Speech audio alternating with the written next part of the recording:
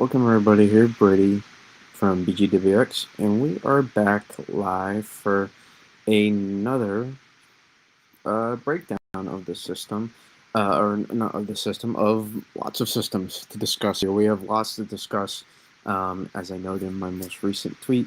We're going to be looking at this system right here, so the current blizzard you're seeing across the Midwest, cold coming in for tomorrow for Thanksgiving, possible snowflakes that come along with that, another November snow opportunity here, albeit very minor, more snow opportunities, not minor for the Great Lakes, but minor for the rest of us.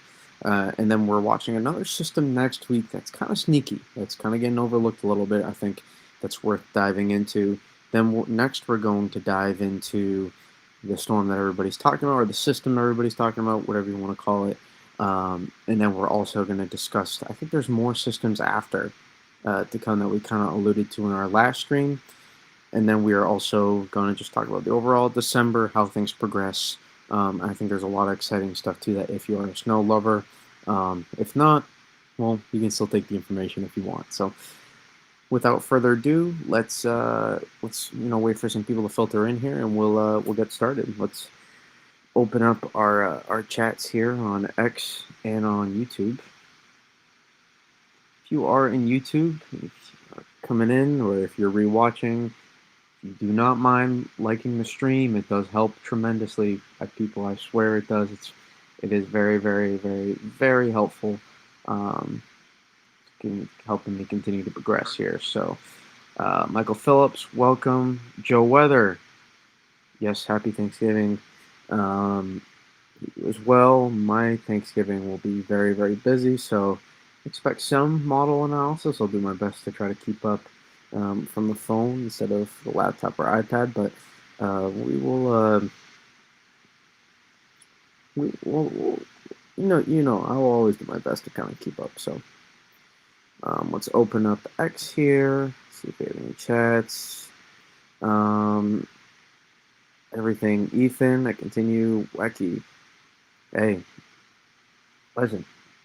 I want to pat myself on the back a little bit. I did say it would be a pretty good ski season, Wacky. I did say it would be. I was confident in that part. And it's been a really, really good ski season for northern New York and pretty much a lot of central northern New England. So it's been a very, very good start for ski country now, which is fantastic. The Bubba News, great to see you as well. A long-time subscriber. For me, I do not tend to forget those people. Sometimes I do, maybe, but just glad you're here. Happy Thanksgiving to all those that will be celebrating tomorrow. Hopefully, you have someone to celebrate with. If not, just enjoy it for what it is. Maybe watch some football, watch some models. I don't know. It's still a bunch of noise right now, anyways, with some of these systems. But as we start to get people to filter in here, let's kind of break down what's going on right now. I think that's a good way to do things. Right now, we have an intense system out here. As you can see, system in the 990s, deep low pressure, kind of a cutter, but let's get our pen tool in here too. But not really at the same time. We didn't see this thing, cut all the way through Canada and this stuff. Central Indiana, you got some stuff coming up here, Bubba News. So I would stay tuned. I will say on this system, and I'll discuss it a little bit too, because maybe there's a couple Midwest people in here. I will say right away, I am not quite as bullish as some of those maps you see. So I would use caution with some of those snow maps you're seeing if you live in the Midwest.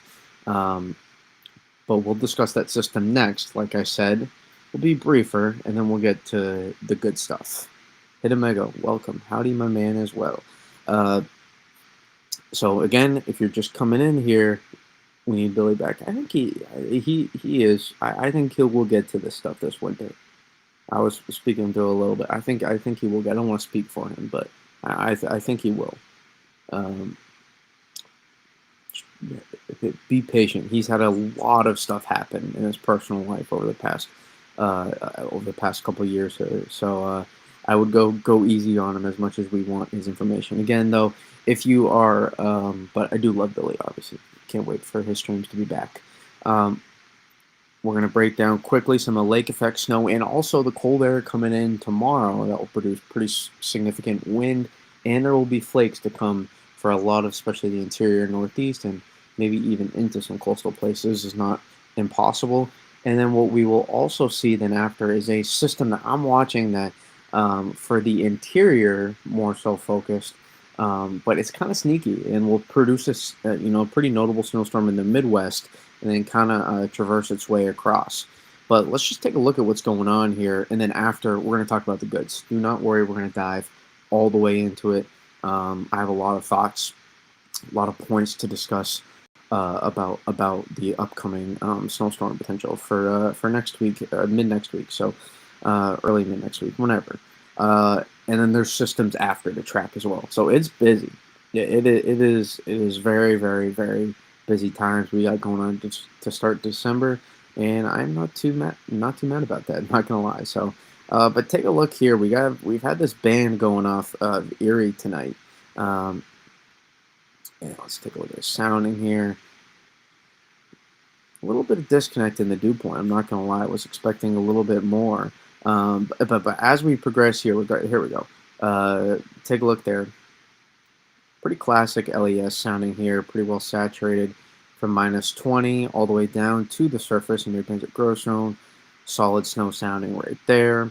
Significant snow sounding. We've been seeing thunder snow tonight as well. Probably going to be talking feet of snow if I had to guess in terms of snow totals here for LES. We saw Buffalo, if you didn't see, they gusted to near 70 miles per hour, 68. Chance of snow showers on Sunday. Yeah, we're going to talk about that. Um, Sunday?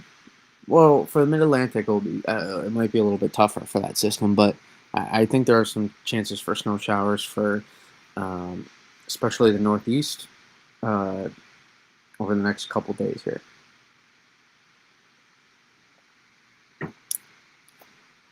So we're going to have pretty significant bands that will be changing directions too. So a lot of times with LES events, lake effect snow, you see the bands kind of just stay one direction. You're going to be seeing, or this way or that way, you're going to be seeing them switch directions at times, and it's going to make for a really, really difficult forecast. I'm going to go to OZ just so I can expand out a little bit here. But you're going to be seeing these bands switch directions here. And since the winds are so strong, remember about the stronger the wind, the farther inland these bands can go. So they are going to make their way inland. I mean, take a look at this band here. I mean, that's going to be coming off Ontario. Just really impressive lake effect snow band that we're going to be seeing off of Ontario. And it's going to be a lake to lake connection as well, potentially several.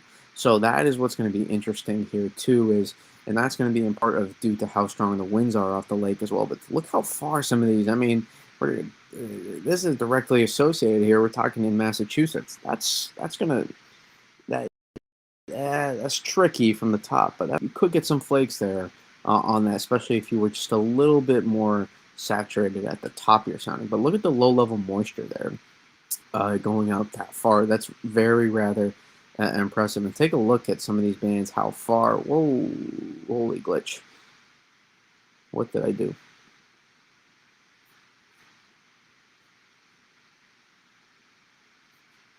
Oh no. Oh no. I'm not sure if my stream is still working.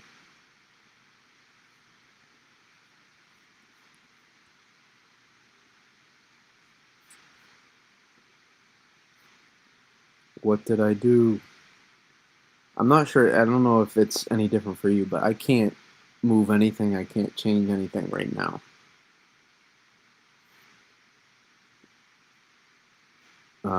So this is, and I mean, man, can I be heard right now? I'm just making sure. I'm not sure what's going on with my stream right now. It's still good? Okay. I cannot I cannot do anything on the screen though, so um, this is kind of a problem. On Southern New York, you mean like New York City? Hudson Valley, whatever. Snow. I'm keeping an eye on Boston. Okay, I am being heard. So this is strictly a tropical tidbits problem again. Um,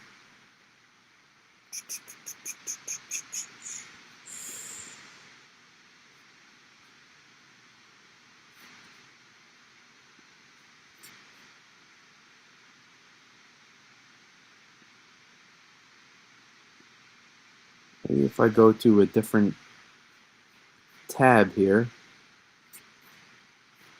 can I open up a new tab? Give me a second as I.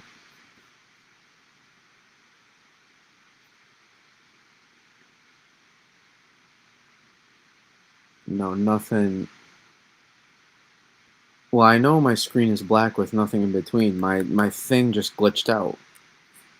So I don't know what I don't I do not know how to handle this at all. Completely glitched out. This is no bueno. We may have to restart the stream. There's a small chance, which really, really frustrates me.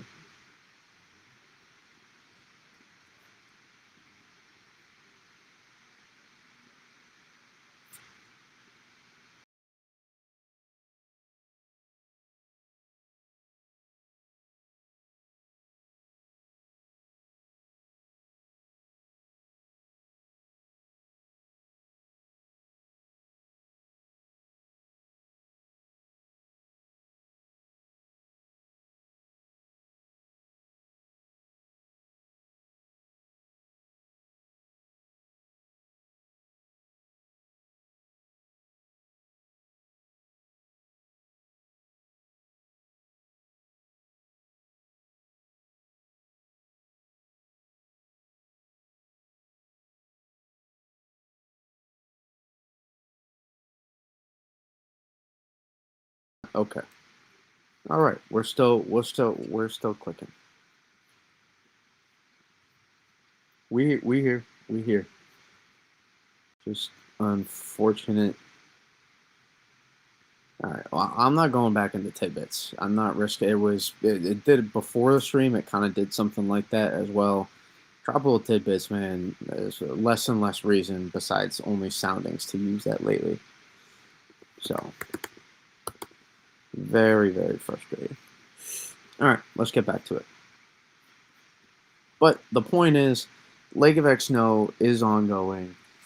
I know I do. I keep track of my activity monitor very closely. This is the only thing I have open. I am thinking about getting a mini PC soon, just because I think it would help a lot more with the stream experience. So I am thinking about that. But in the meantime, this is what I got. I can still be heard, right? I'm just double checking that my stream is still working here. I can see it visually. Just if you don't mind, if someone just saying a thumbs up is all I need. So yes, we are watching the lake effect ongoing. And again, I think I said Buffalo is strongest wind gusts since January 2024. Thank you, REZ. Um, Strongest wind gusts since 2024. So January 2024, that blizzard. So it's been a minute here. So we'll slide to. It doesn't really matter what model.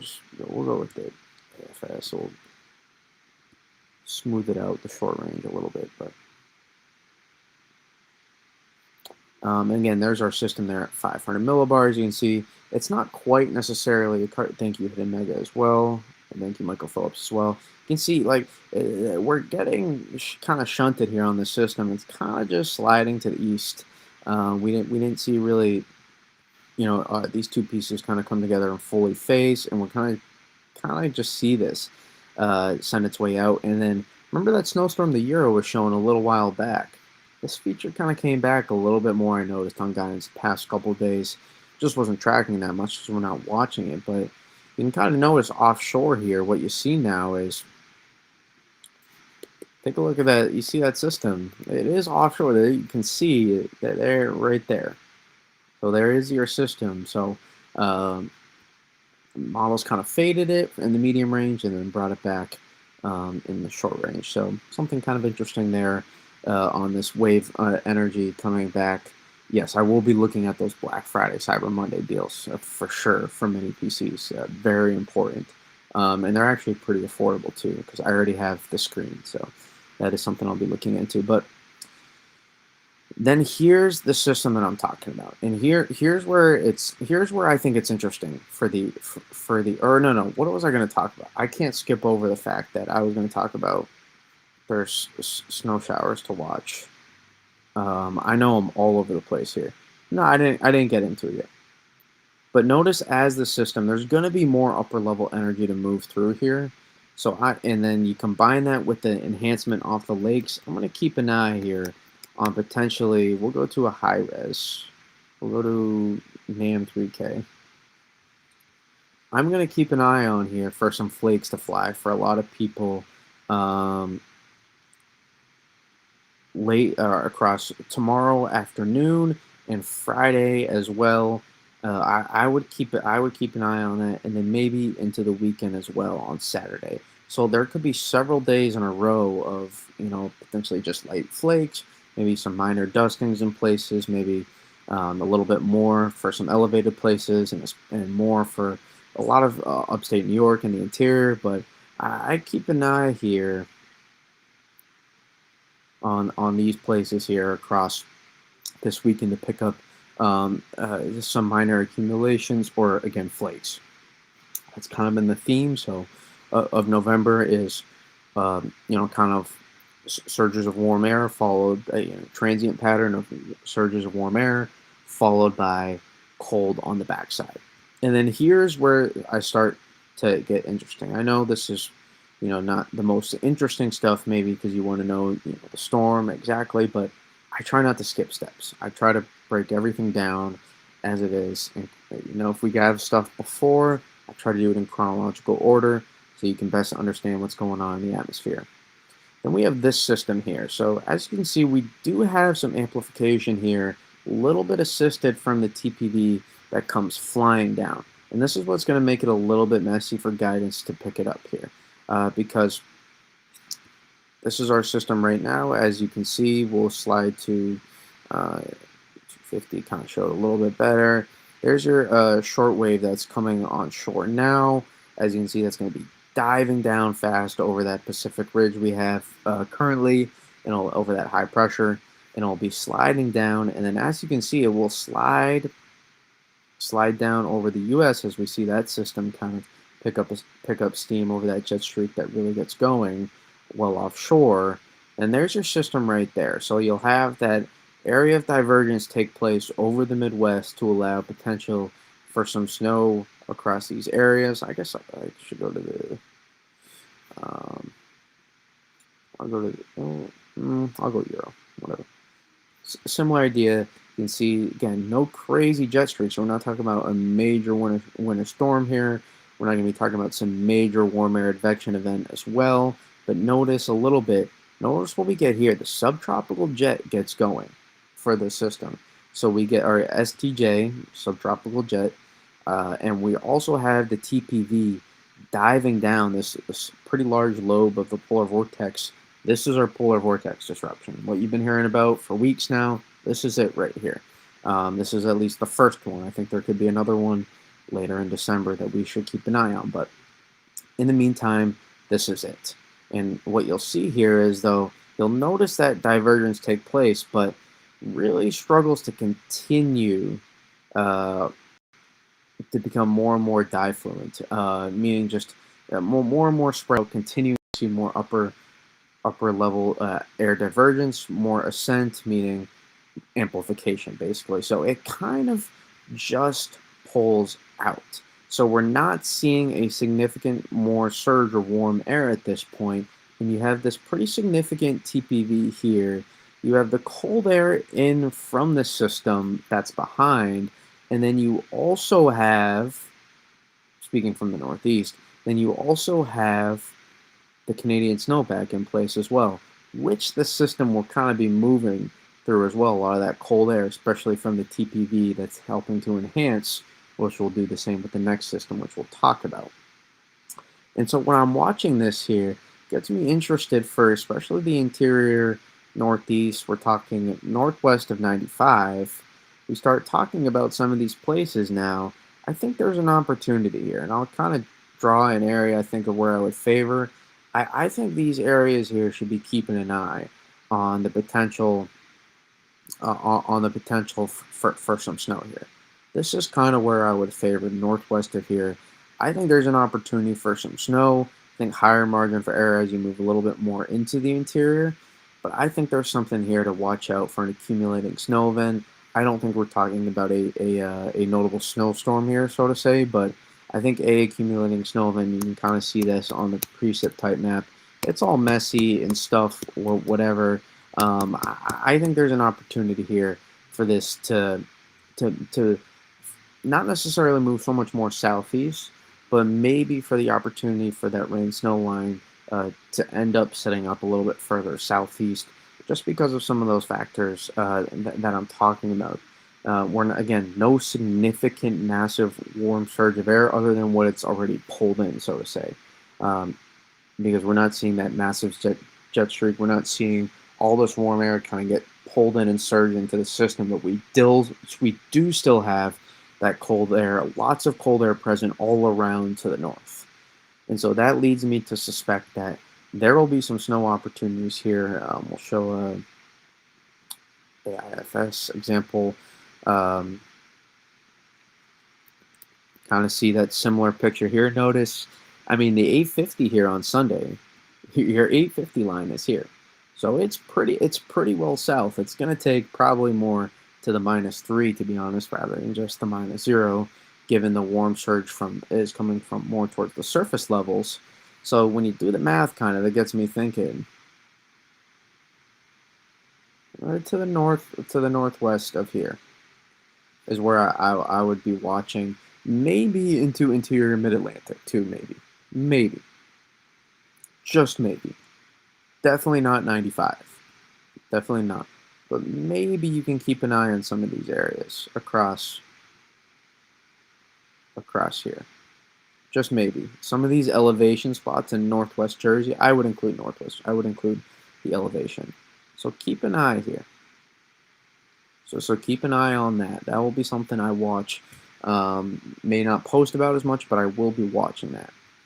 So now that leads me to, if you do hear any background noises, it's probably my puppy, to be honest, who's now just turned 11 months. So he did get to see snow last spring multiple times. So, but this will be his first full winter with us. All right.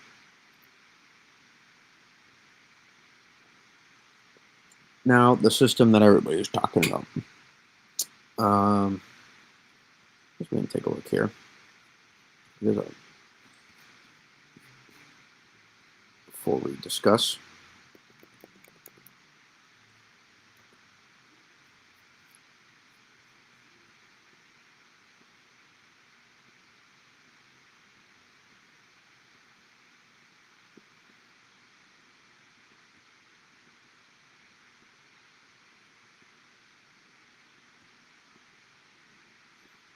I mean, there'll be some noise, some changes every run, but the general synoptic idea is not going to drastically change on this run for the GFS in terms of the setup. So for those of you that care about that, I'm just more curious. Not necessarily. I don't really put much stock. I don't really need to put much weight on some of these models. I thought you were like 20. I said I have a puppy who's 11 months, not a not a kid, if that's how you interpret it. But I'm also old. I am also older than 20, so not that it really matters too much. You just care about the information, but yeah, I mean, general idea is going to be pretty similar. In fact,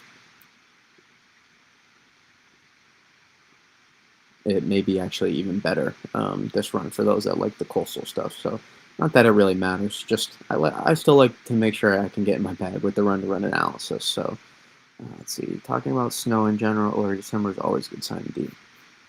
So yeah, I mean, we have a snowstorm. I'm not quite as bullish on the totals. I don't think we're talking about I don't think there's going to be a widespread double-digit total across the Midwest, to be honest.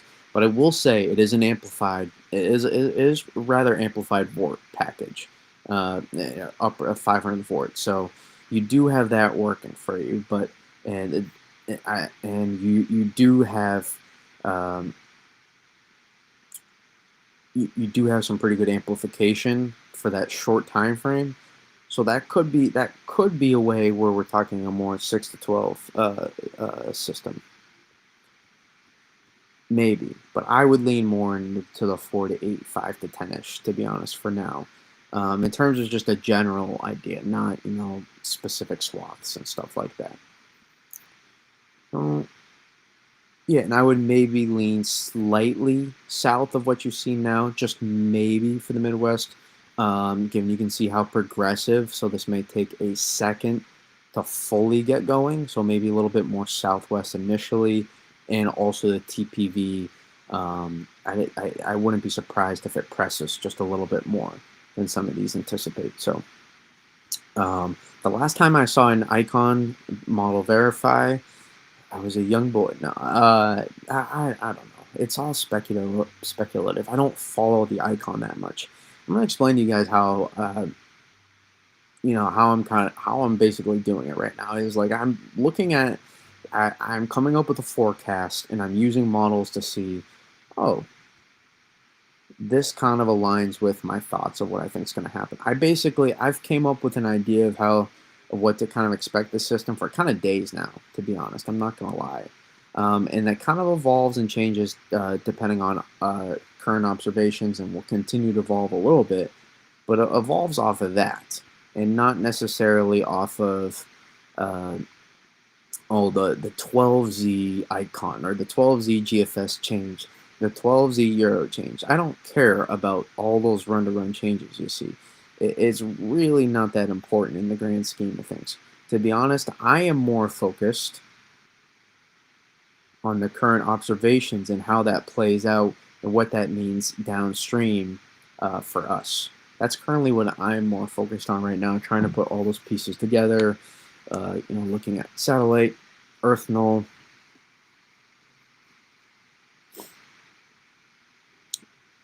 Sorry, to take a sip. Looking at looking at current observations, and then also using models as a guide, kind of as a tool, um, to get an idea of kind of the stuff I want to look for. So that's kind of how I do things in terms of forecasting these systems. So models are important, but they're not the end all be all. This thing is gonna maybe I was wrong. It's a little bit more progressive. It's a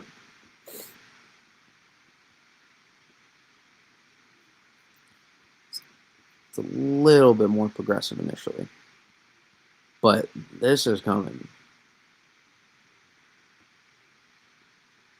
It, I want to say is that it's going to be more expansive, the snow shield here, but maybe not necessarily the rain snow line come as far up. But my run-to-run analysis isn't always perfect. So actually, let me just look at 500. Going off strictly 250 can be challenging sometimes. Let's see.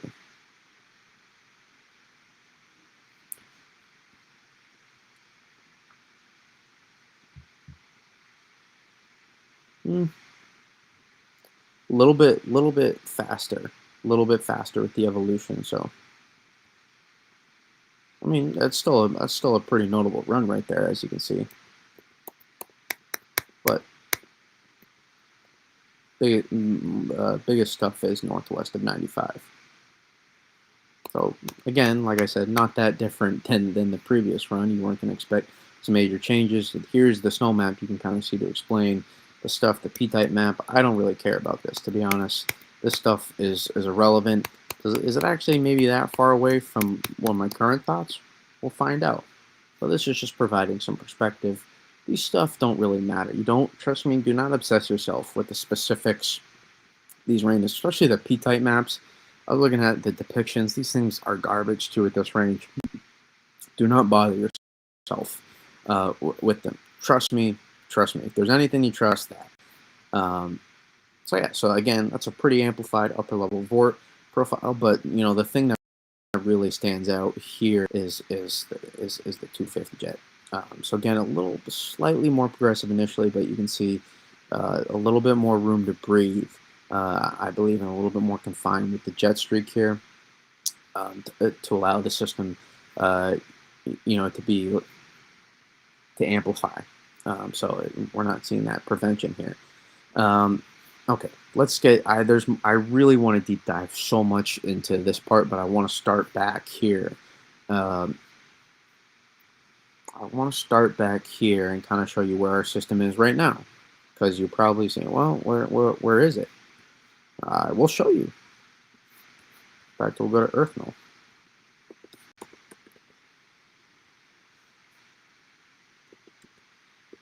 Earth.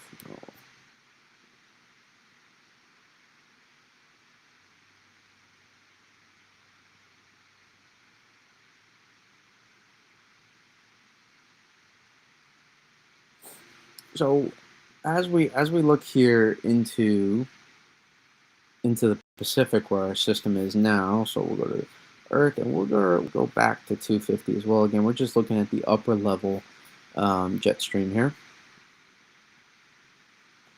There's your system.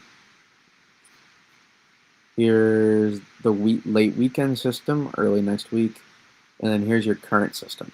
So here's what I was watching yesterday. It was a little bit more embedded, so a little bit trickier to see, but you have these embedded cells here within the Pacific jet here. This is not just a flat Pacific jet here. These are your Rossby waves, meaning your waviness you can see in the jet stream, basically, is the simplified way to put it. Here's another one, so that's probably another system after that we might have to keep an eye on as well. And that one looks pretty well defined, so that could definitely be something to keep an eye on here. But this is the system of interest. This is not flat. This is why I'm telling you that listen, I agree that, and you guys know I've been the biggest proponent of the AI weather models. Maybe not the biggest, but one of the biggest, and how much more value I think they are in total compared to the physics-based models. That does not mean, though, every single system it is the end-all be-all. That's not how it works. You can't rely on the models to be this. And the reason I said that, and the reason I wasn't really buying into some of these flatter solutions that I've been mentioning, and kind of been sticking with this general idea that I think it's going to be snowstorm on. I really do. And this is a big part of why is the amplification in the specific jet. This is not flat. This is an amplified system that's going to be working through, combined with what you're seeing now with the subtropical jet, along with this enhancement of the TPV that's coming down.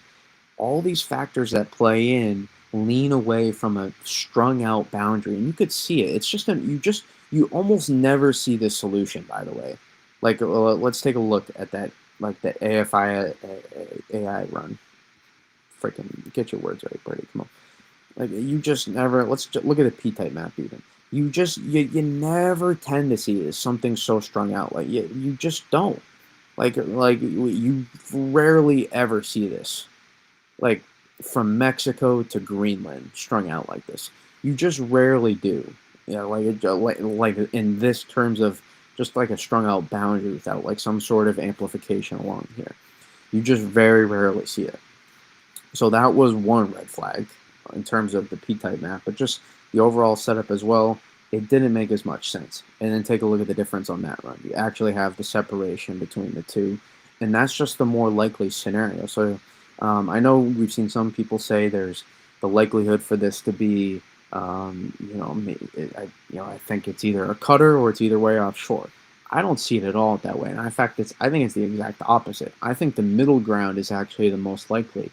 And I think we're actually in an extremely lucky, I think we are just about maximizing this specific setup that we can in terms of making everybody happy to the maximum. I really do think that. Now, where along that potential ceiling line of snowstorm we fall on, I don't know. I can't tell you the specifics of that. But what I can tell you is what you were seeing earlier today was, in my opinion, was kind of some garbage in terms of being so flat and strung out along a boundary. And believe it or not, that 12 year run, I think you actually saw some improvements if you look under the hood.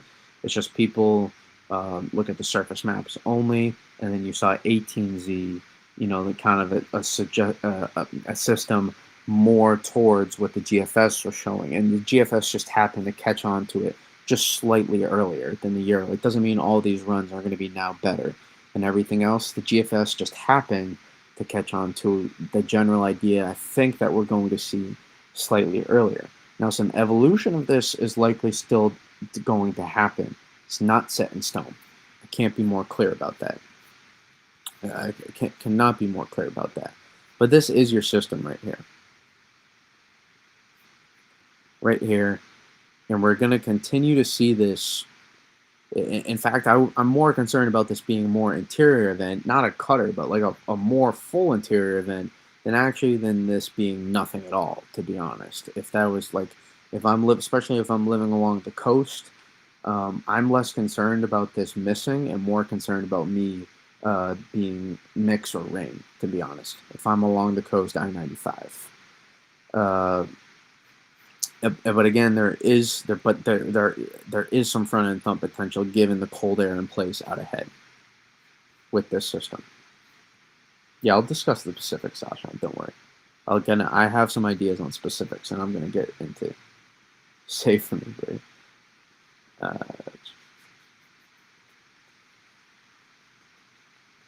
Pretty good. Save for Brady. Okay, I can see what you're fixing. So right, this is our storm here.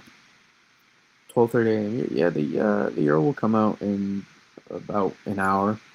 Maybe I'll still be on stream. I don't know. I gotta get up early stuff for Thanksgiving. I got several places. It's busy Thanksgiving for me. I mean, I love my family, but you all know your relative is just it's a bunch of especially if you're going several places stuff. So it can be a lot.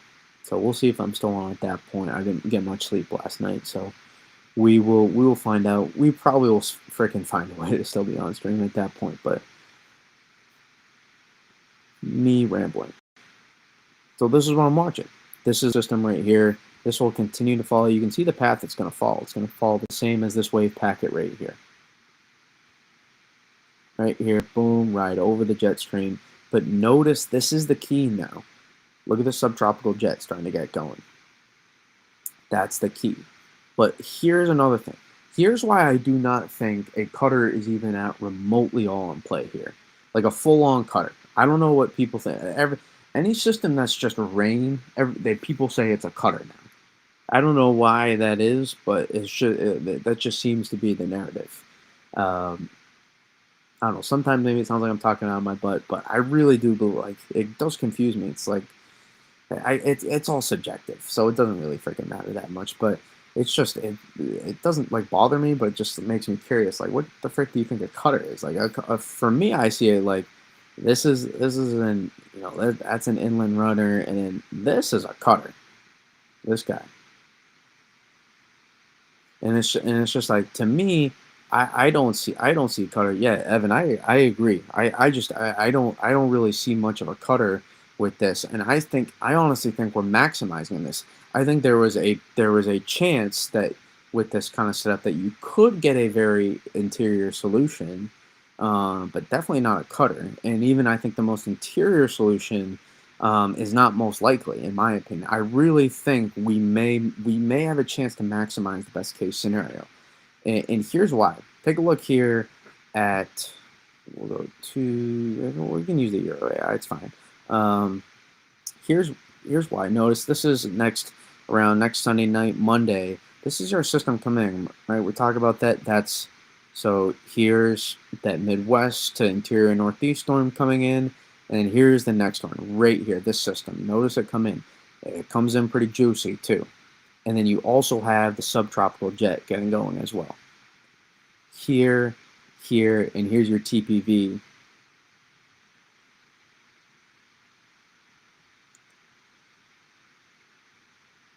right here. So you have this works as basically an enhancement for your system eventually, but look at the way it comes in with the Pacific region. This comes in very, very progressive. Very, notice how tilted positively our system is here.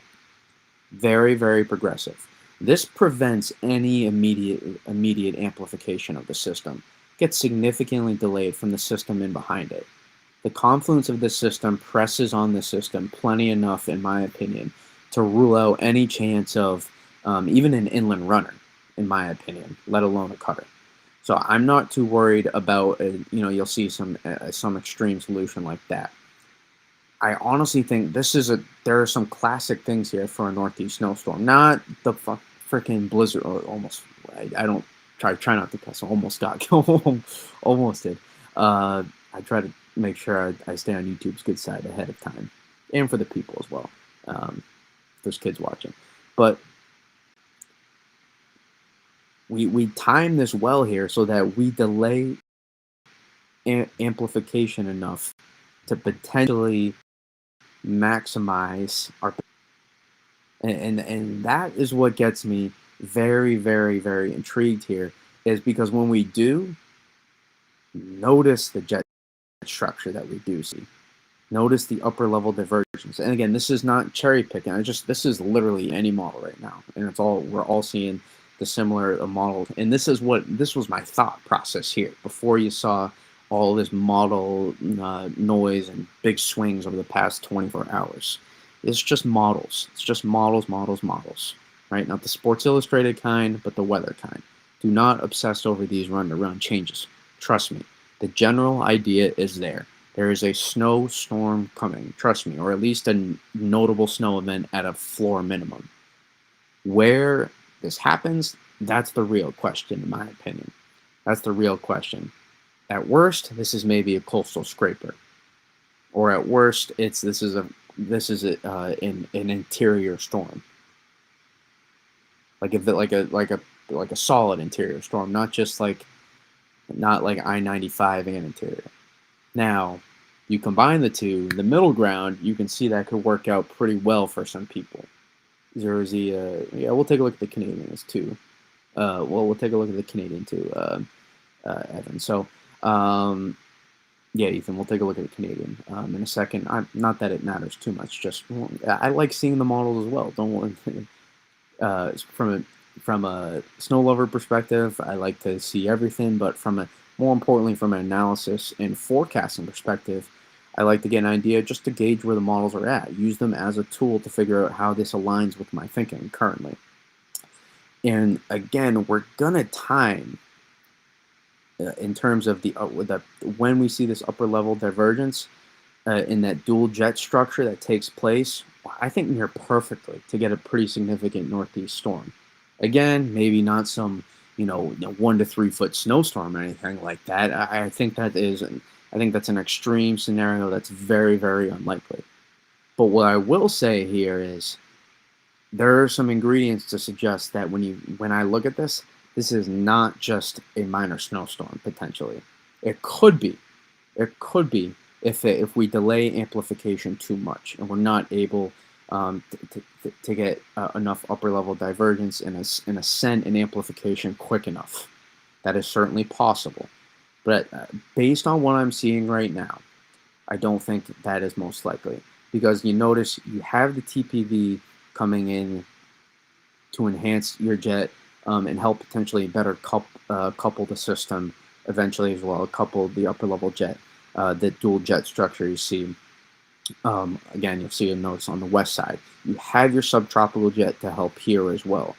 And then you have the initial amplified wave coming in over the ridge. So when you combine all these things, that's what gets me interesting. And yes, cold air, you have that because the TPV is right here. This is your polar vortex disruption. You have the cold air. You have the cold air in place.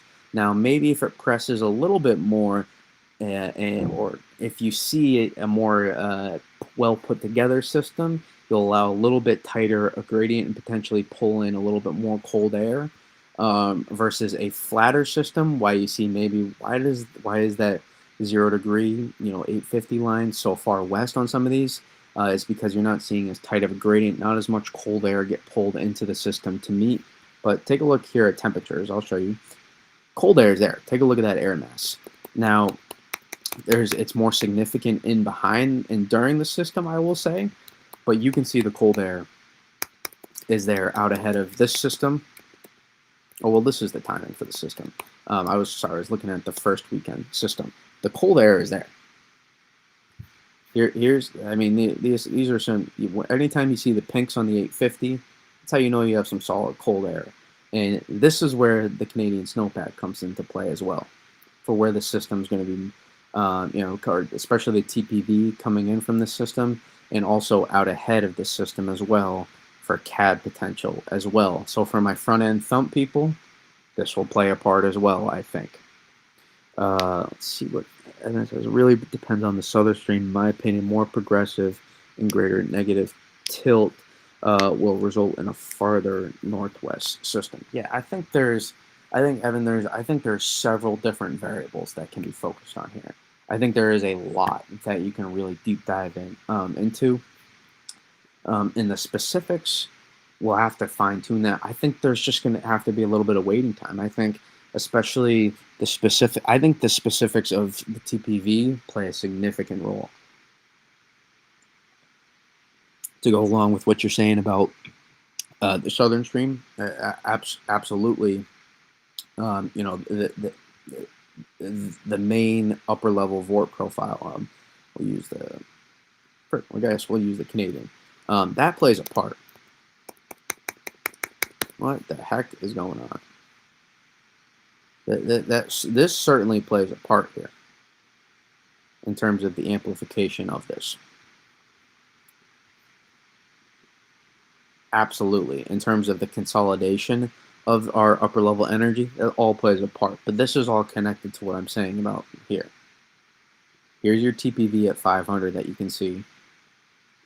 That's your system. Here's your cold air. There's your cold air right there. Enough.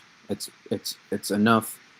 Is it absolutely insane record breaking? Not necessarily, but it's plenty of cold air for this system to work with in terms of northeast and northern mid-Atlantic. Not along the coast, I think, for some places, but it's just more to do with the track of the system than anything else, to be honest. And also early December doesn't quite help either for those places.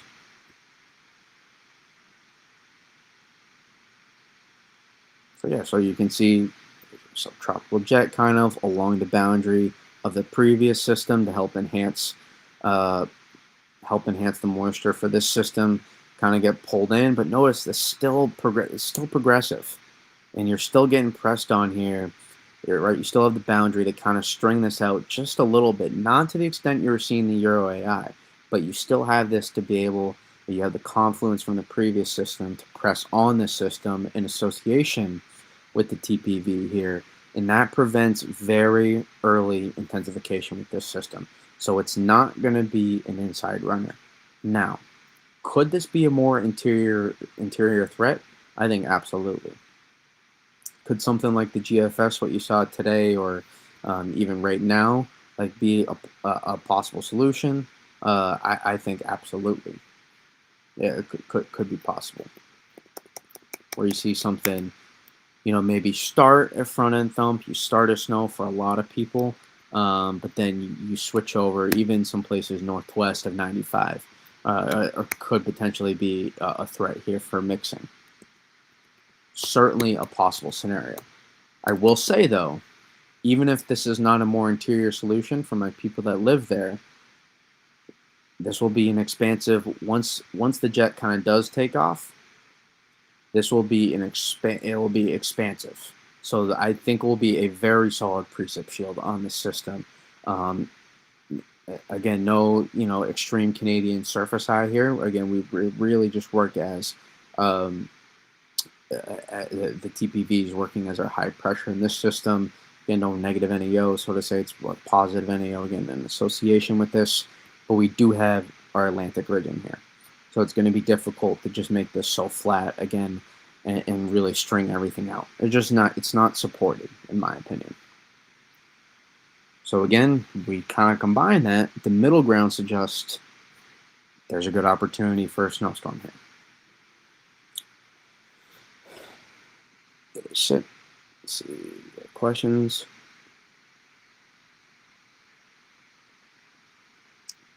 CMC gorgeous. It's not loading as fast for me on here.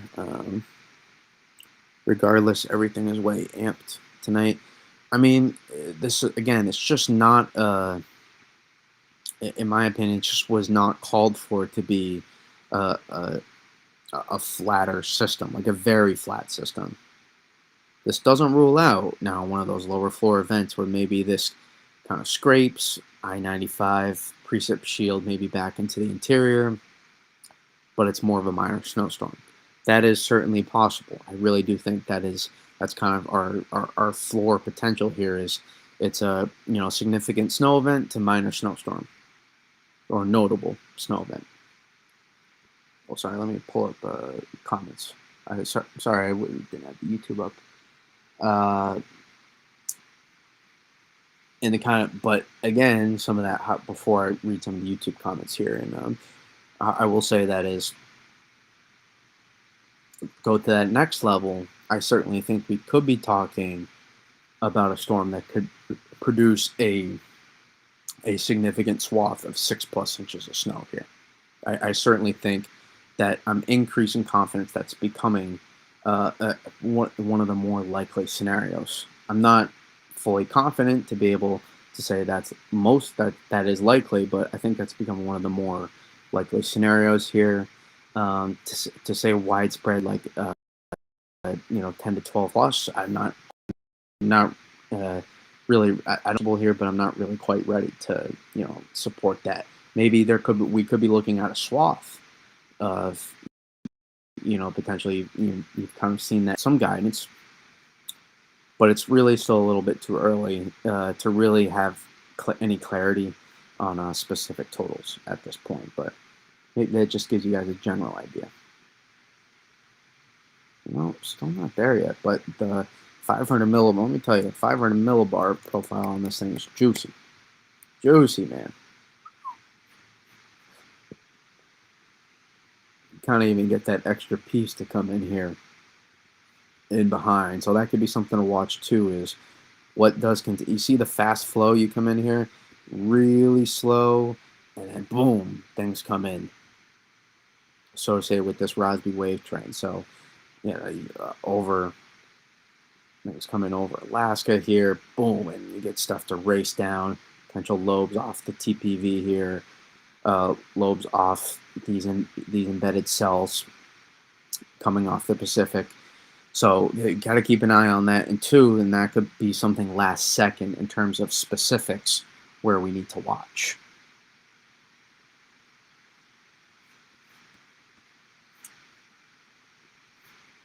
C700. Oh, mama, there go that man. Gorgeous 700. Gorgeous.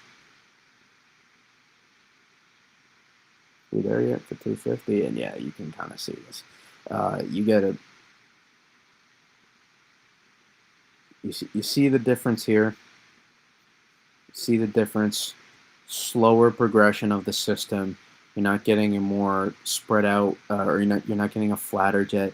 You can see this. You can see right here. The system going to take off.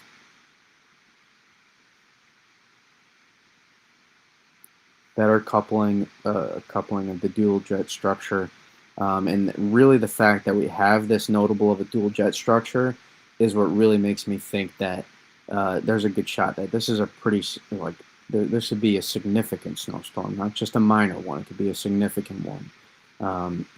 I even don't know what that means quite yet now, but you know what I'm trying to say. That this is not just like a your run-of-the-mill 3 to 6, 4 to 8. Like this could be a little bit more than that. The specifics on how much higher, I don't really want to dive into and not give people hope, but have people latch onto something so far out. Yeah, mama, there go that man. this Canadian run is juicy, uh, to say the least. Boy, oh boy. Yeah. Oh, I know. Hey now, hey now, don't dream. Yeah, what a great song. What a great run. You can still appreciate a great run without, being like, oh, this is the forecast right here. For me, that's what I think. I love looking at model runs. I think they're fantastic to look at. I love it. So maybe contrary to some of the perception that, and also I don't know whoever freaking said oh, and it looks at one GFS run and then thinks that a snowstorm is going to happen. Well, first of all, if you did do that, you were right. If you if you did do that. Second, man, you have never seen one freaking thing of me if you think that if that's the comment you have, because that is literally the exact opposite of what I try to explain in all my stuff. So it's just people coming through, sliding through, no context, typing their little thing, um, and it's out of my control. But man, people, people on this earth, man, that is just a fantastic look. And that's gonna be such an expansive precip shield too. That is gorgeous. That is gorgeous. Notice the late amplification too. See how there's not so much level divergence back to the northwest of of our jet streak as well, back on the west side, to prevent some early amplification just on this specific run. And it really gets focused.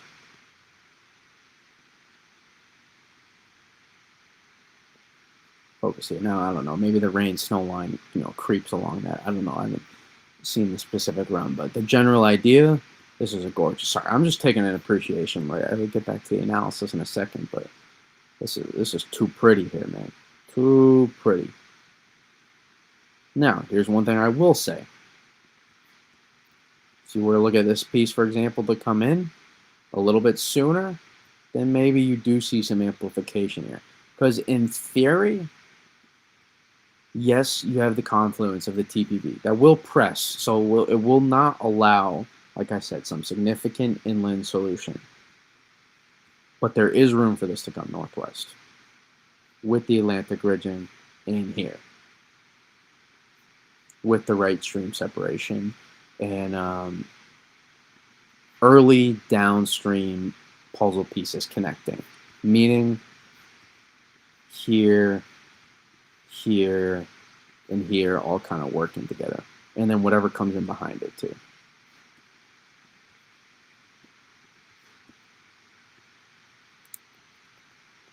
Oh,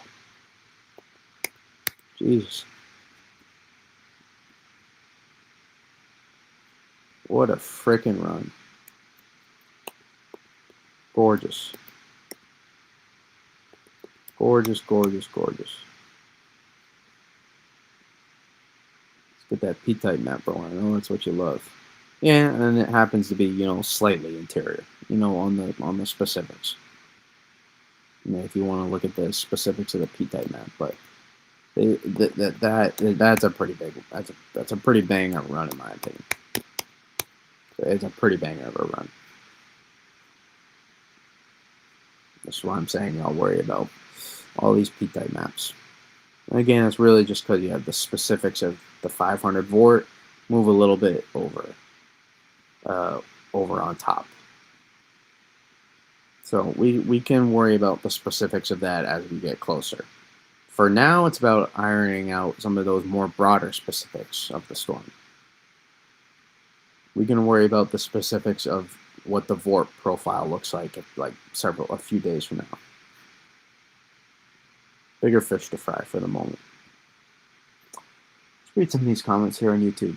What does your gut say, Brady? Front end thumb. I do think this has some front end thumb written all over it for potentially coastal places. We'll see. It could be further interior, but I don't want to get too far into those details yet. Our model showing rain for 95. PV compressed more and percent rain north and south. We kind of talked about that already, but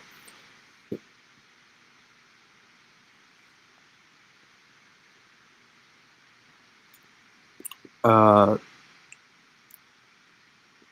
yeah, for anyone concerned about the P-type maps, uh, at this exact range, outcome is guaranteed not to happen. Absolutely. We're not looking for the specifics of these P-type maps right now. It really doesn't matter that much to me at all. Really doesn't matter at all, to be honest. Maybe 1% for the snow lover in me, maybe, that loves to see the jackpot over over 95 into the northwest. That's kind of where I like to see. I like to see those coastal people get into it. Because I know I'll make out well in a lot of those interior solutions, but I'm tired of the people in my comments complaining. I want to get these people fed so they can stop being hangry for snow. But yes, we kind of talked about that. We'll say if it is a coastal scraper, though, for example, or if it is a coastal solution, probably more limits. This is a case where the more interior this goes, the more amplified the system likely is, and the bigger the snow totals. But you can delay amplification a little bit um, due to the progressive nature initially for a good amount of time with the system until like the very end. So there is some higher ceiling coastal potential here, but not quite the same as northwest of 95. Northwest of 95 has the highest margin for error and ceiling with this system, in my opinion. Until we see otherwise, like unless this is a coastal scraper. But even then, higher margin for error applies because that's not the most likely scenario, in my opinion. Generally, the big cities. Yeah, I mean, even 95, like, I'll zoom in.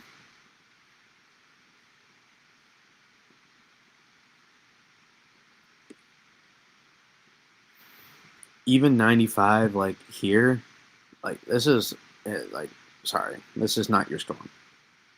Delmarva, this is not your storm. I'm sorry, I hate to break it to you. Uh, wish for better times. I'd be shocked if you got any, notable accumulating snow. I'd be shocked if you got more than anything, more than like a coating to half inch out of this at the maximum. Sorry, I would be surprised. It would take a significant change in the overall schematics of the setup for you to do that. It would take a borderline AI scenario from earlier, and that's just not most likely. Now, we'll get back to pink. Now, here,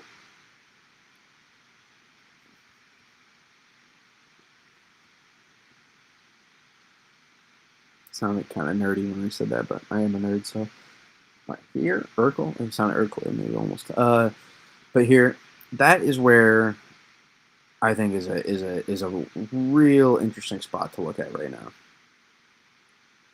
This kind of area right here, for some front end thump potential, in terms of the specifics as we get closer. That's kind of what my gut would say is that I would lean towards this area mixing. I know a lot may not want to hear that, but it's true in my opinion. And I would I would extend that into Long Island.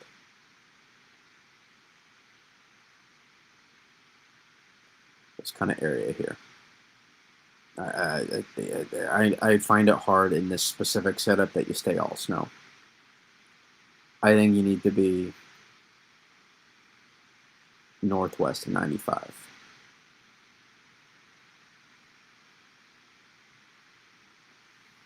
That's kind of where I favor for the most with the system, and I'd extend it a little bit even into Maine.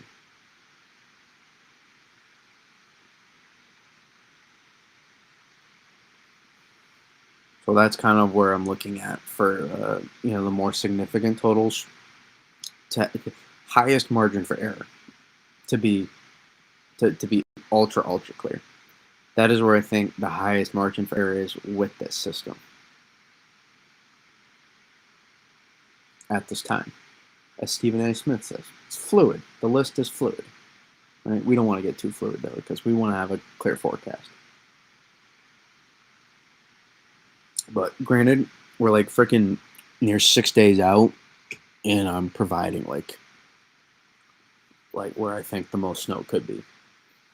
Like we're getting pretty specific for this far out, so give me some leeway here, please, pretty please.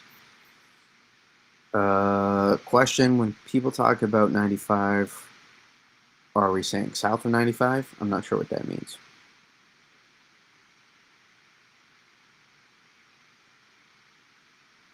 Or were you answering this question? I'm not sure. I think we kind of covered the 95 debacle here. But I will say, I think 95 and southeast here has more front end thump potential than further southwest. To be clear, I like here more than here at the moment. Gun to my head, that's what I give you. You think the models are pulling out the high too quick? What do you mean by that?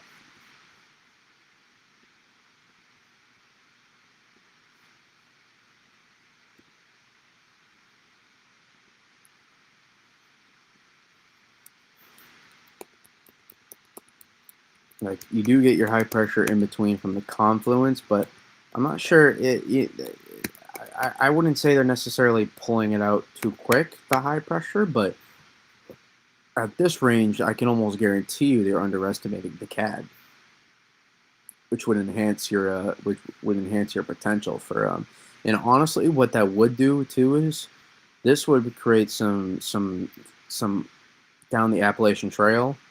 This would create some mixed concerns here, no doubt. This would create some mixed concerns here.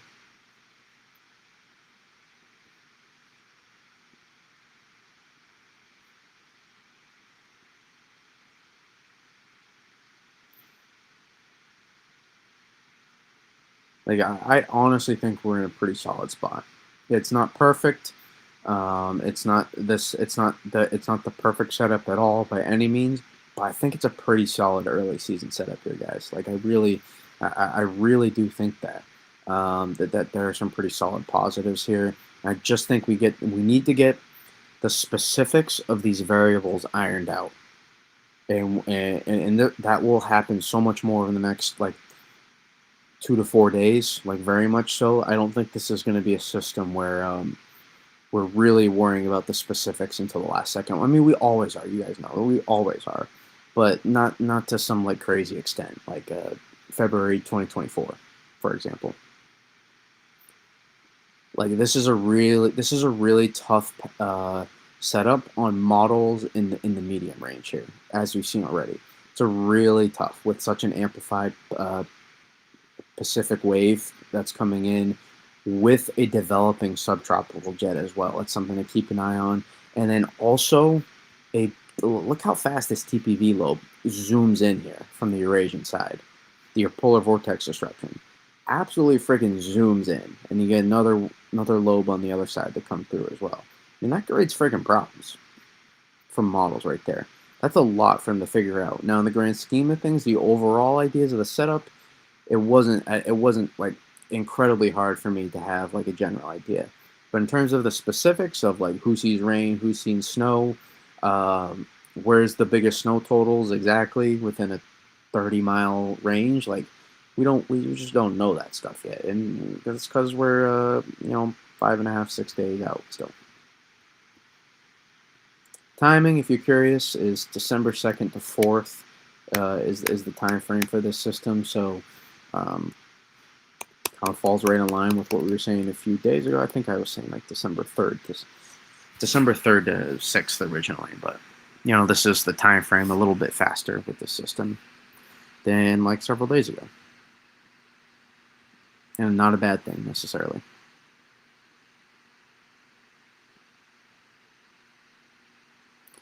Yeah, the UCMAT just goes all over the place. It scores well. It scores surprisingly well. You guys would be surprised how well it scores. But I I can't. I just can't find myself using it that well. Guys, look at the. I don't know if you can notice that well, but look at the Rossby wave train that sticks out here that comes in from Eurasia through the Pacific, just cell after like wave after wave after wave. This is going to be an active December. There are going to be a lot. I'm telling you, if you don't get the first one here, this is not the end of your December. Don't you guys worry. Whether we convert or not, it's a whole nother thing. But there's gonna be opportunities. So stay freaking patient. Stay patient. Because we're gonna have this TPV lobe kind of over here for the next, it seems like a week to two. Like perfect spot for the polar vortex disruption in my opinion. For the Northeast. And I guess you could say Northern Atlantic as well. Maybe Northeast better in my opinion. And you're not going to have an extremely fast flowing Atlantic too. You'll have some variation, a little bit of a southeast ridge at times potentially, if not some sort of Atlantic ridging in place. And you're also going to have the flow going to continue to want to be a little bit more zonal, and I think that will help us actually a little bit more. And not necessarily zonal in the way to spread everything out here, but to wrap everything in around the TPV lobe more so. So almost work this kind of continuous loop of stuff working around and around and around. So there's some pretty interesting aspects to this system, to this upcoming pattern as well. And I do think there's another system, because if you take a look here, here's another one, and then here's another one. Go back to East Asia, right here. And I think this one, or was it this one? I forget. Let me go to at least one of those two. I'm telling you, I think at least one of those two. Like we could be talking about a Dan, like a major snowstorm potentially.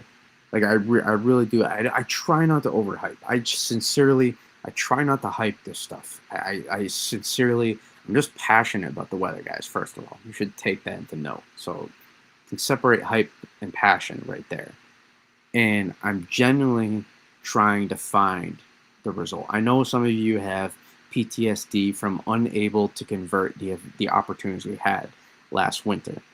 And really it's just carryover actually from the previous. I think it's not last. I think it's just carryover from the previous two winters and not being able to get a lot of snows the last, 3 winters prior. I honestly think that's just what it is more, because there was a good process behind last winter. But we had problems with Atlantic cooperation at times. And it just led to unfortunate scenarios. Let me slide back here to Asia. Was it that system? Maybe it was this one. Excuse me.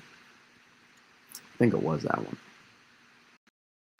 But it is this one as well. I mean, it's really all of these. And just take a look. We're gonna stay active. We are gonna stay active. I'll use the AFS.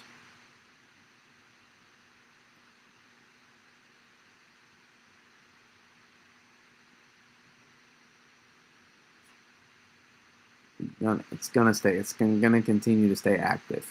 Favorable MJO phases as well. We're moving through 7, 8 right now, potentially into 1, 2, and 3 by the time we get to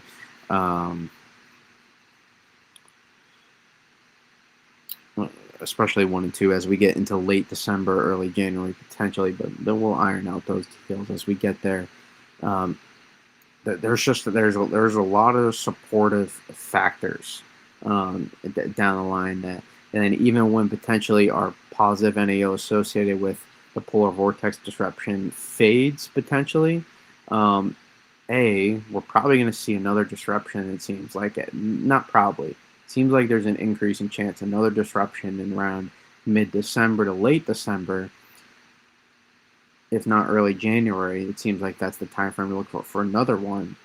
But also, there was some stuff to support potentially some high latitude blocking as well, which, as we see, is not necessary. By the way, clearly not necessary, but high latitude block in terms of negative NAO, which negative NAO is not necessarily always the greatest thing, but it's definitely not quite a bad thing either, in my opinion, especially for some for mid-Atlantic folks as well and southern folks. I mean, we stay active, guys. This is not. I mean, I'm looking at this is this guy coming in behind it, this guy coming in behind it.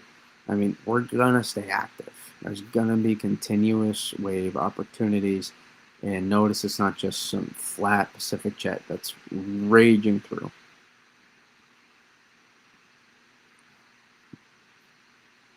So that's not the concern either. And this guy looks this guy looks pretty well defined right now. And so does this guy as well. So that gets me curious for second week of December. Keep an eye on that second week of December. Who I think sees Mark Jackson. Mama, there go that man. Nice to finally able to track something. Indeed. You got it going right away. To stay on or not to stay on for the Euro AIFS? I mean, we're not done yet, by the way, so I have more to talk about, but I think I'll make it. The train, I think you can. I think I can, or whatever it is. Let me see. I want to just go through my notes, make sure I covered it now. Yeah, cold air yet. Noise. Again, you're just going to continue to see model noise like we talked about. I actually created notes for this one. I don't usually do that. Can you believe that? All the stuff I do, I literally do the stuff off the cuff. Imagine if I had some organizational skills.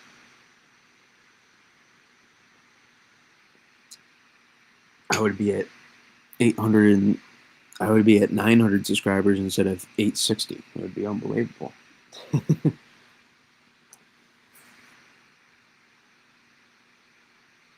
And yeah, more after. I'm gonna keep an eye. But again, here's our time before we start going into some more stuff, some more questions. Keep the questions loaded.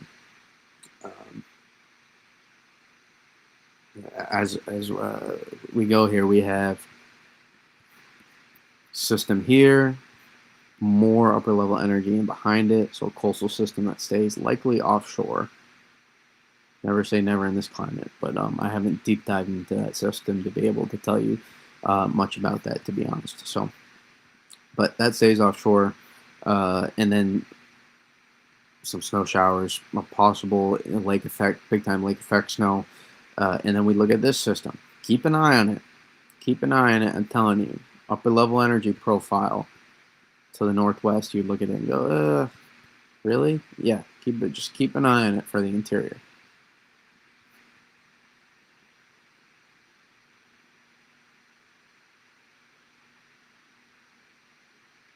Keep an eye. I'm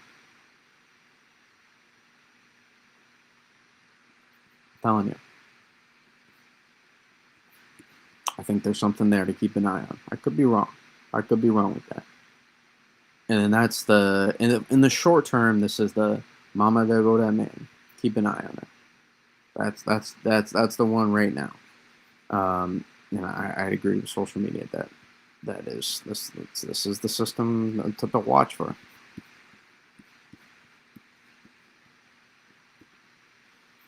But yeah, I really do think I'm telling you, there was a good amount of stuff with this setup that had to happen to allow this to occur, and that's, I think, why you're kind of seeing models versus like just with all those there weren't a lot of like 200-hour plus like any consistency to those, which you sometimes do see in models, by the way. That's not impossible. But I think that's a part of why you didn't see those 200-hour plus model runs. I'm so tired right now. I'm trying to make it for you guys on stream for the at least the AIFS. Um, I might pass out on stream. uh, but again, really timing this potentially well because we're late to the game with the amplification in a good way. I think. I think we're late to the game with the amplification in a good way. Uh, and that's something because you got to remember the the TPV lobe, depending on the placement, could allow that it will be allow wiggle room for models to keep going back and forth. You'll just continue to see it until we actually see the TPV kind of deep dive down a few days from now, couple 2 to 3 days from now. There's going to be just tons of model noise. Probably wild back and forth swings, like crazy ones, probably, if I had to guess. So don't get too caught up in that. The general idea will remain the same. Don't get caught in those noises. Don't get caught in the noise. It's not important. It is officially Thanksgiving. Stay? Okay. I'm doing my best. I think I can give you guys 15 more minutes. I think. Let's go to. I guess we can go to the Jeffs.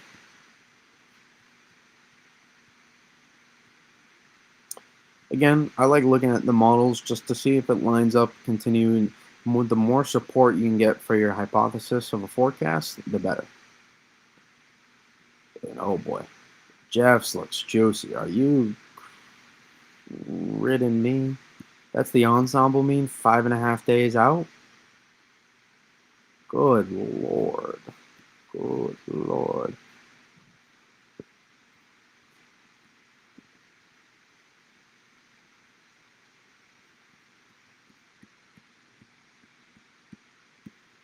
It's not bad. It's not bad. You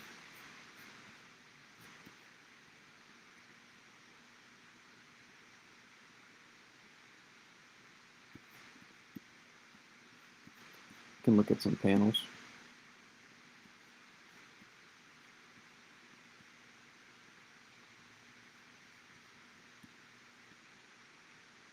Just to get an idea.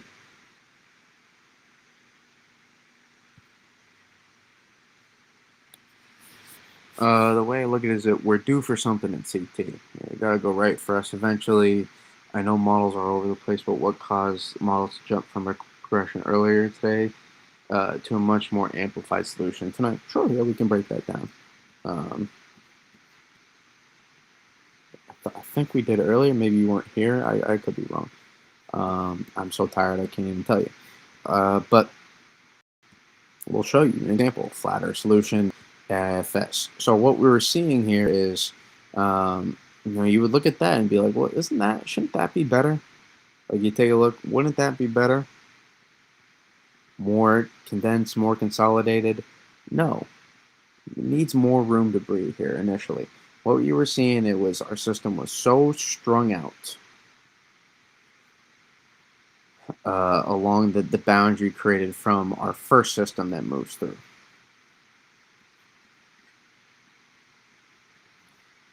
See how strung out it is. The jet stream, it just completely is really just is not coupled is the right word, but it's just really stuck a part of the end of the system. It creates this long, boundary, freaking stupid boundary, and it's just wasn't it's not the it was just it's never been the most realistic scenario.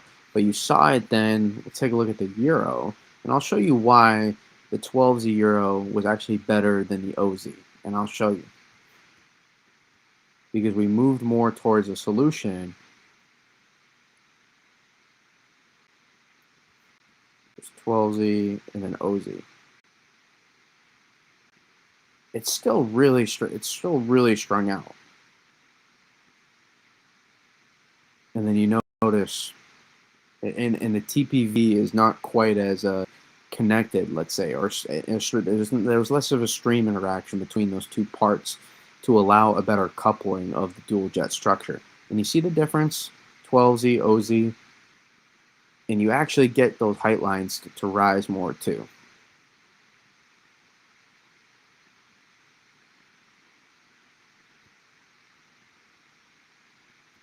And then notice 18Z, there you go. You get that delayed amplification, that slowdown of the system. So that's kind of what you were seeing in the changes that happened, because yeah, at first hand you would look at it and be like, oh man, 12Z Euro, what the heck was that? And I was kind of looking at it like, no, this was in my opinion more of a step in the right direction. It was closer into what the GFS was kind of showing. Um, it was a better idea of potentially what the GFS just latched onto just a tad earlier. It's not giving the GFS so much more credit, because it will probably do the more wild swing over the next few days or so. But it's also, I think it did do a decent job of latching on early. Now we'll see in terms of the end result specifics, but uh, you can kind of see here the Euro was going to do kind of a banger of a run. I'm not going to lie, not perfect, but it was in the early stages of being able to do some pretty decent stuff, in my opinion.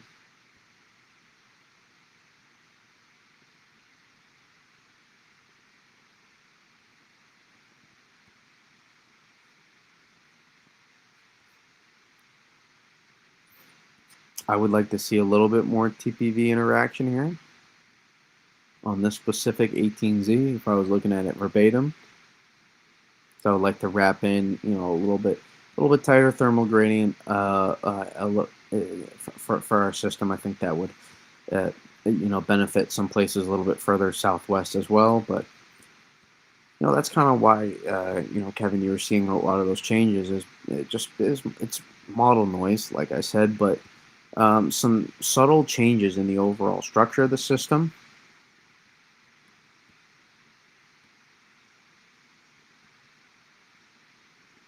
Some subtle changes in the overall structure of the system, kind of allowed the progression you saw for this to happen.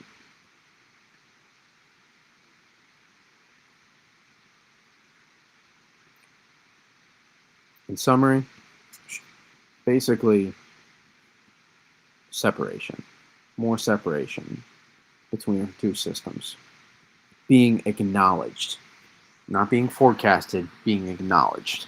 I guess technically forecasted by the model, but it's not the forecast. It's just a one model run as a tool.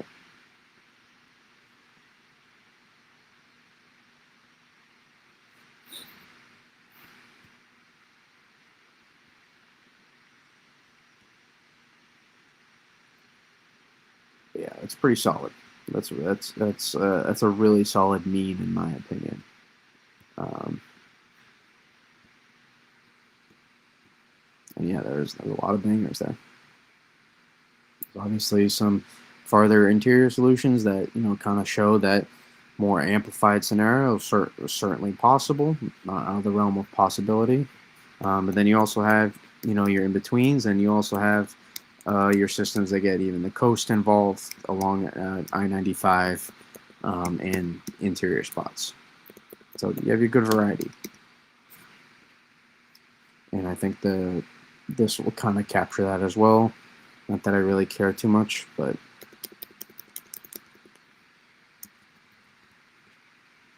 just will give an idea.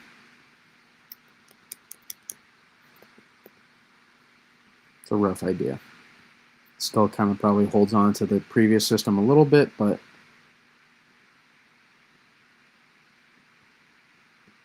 it's starting to get some consistency. Don't, again, this you shouldn't be looking at some of these, because listen, if you have one massive snowstorm, then this may skew it just a little bit. So it's tricky. You got to know how. I always say you got to know how to observe these ensemble snow maps. You gotta understand them to really be able to Well, I guess understanding. That's not breaking news. Great phrasing, Brady, right there. Fantastic.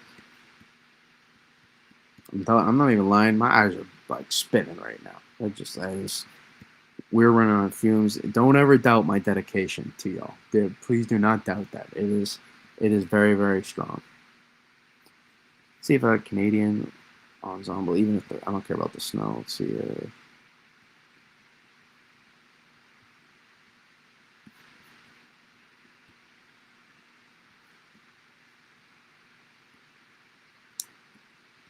Seriously,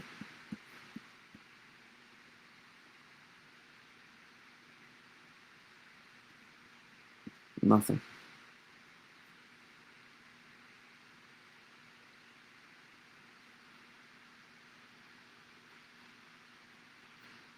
Hmm.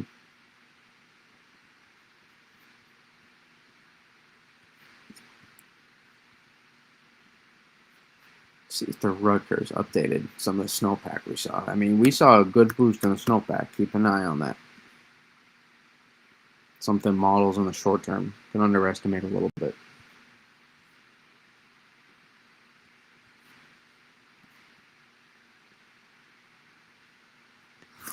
We're gonna have to zoom out a little.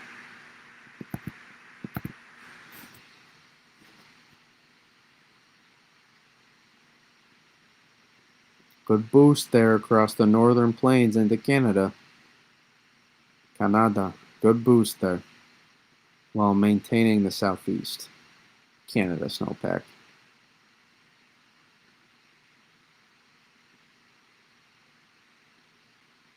A little bit of increase in Europe, but overall not too much. We are a little below average here. As a total, we're pretty well below average. And again, it really would be just like honestly one system coming through here, and that would make and then you would get back to average. So it's a little fickle. It's honestly there's some pretty similarities in terms of the overall whole as a total to last winter in terms of how that played out in terms of Eurasian snowpack. Um, and again, not the worst thing from a process standpoint that we've discussed in depth many times before.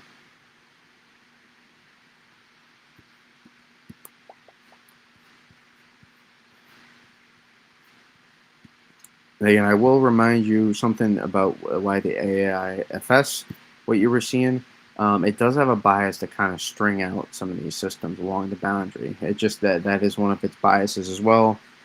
So when you do see, I'm looking at 500. I was like, that does not look like what I was.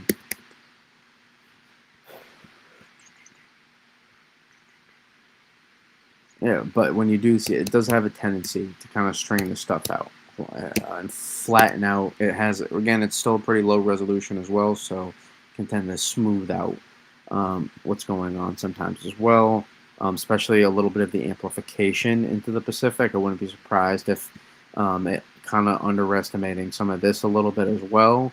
Um, so again, that wouldn't surprise me. Allow it to become a little bit further northwest.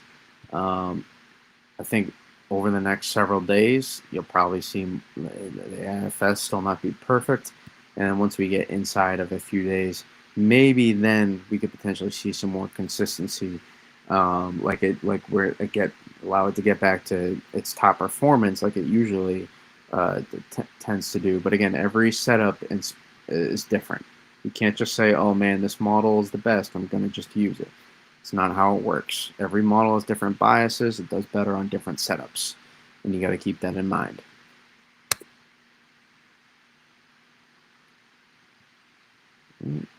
OZ is not out yet. That's really unfortunate. I need this AFS run to come out as quick as it ever has. Do we have any questions,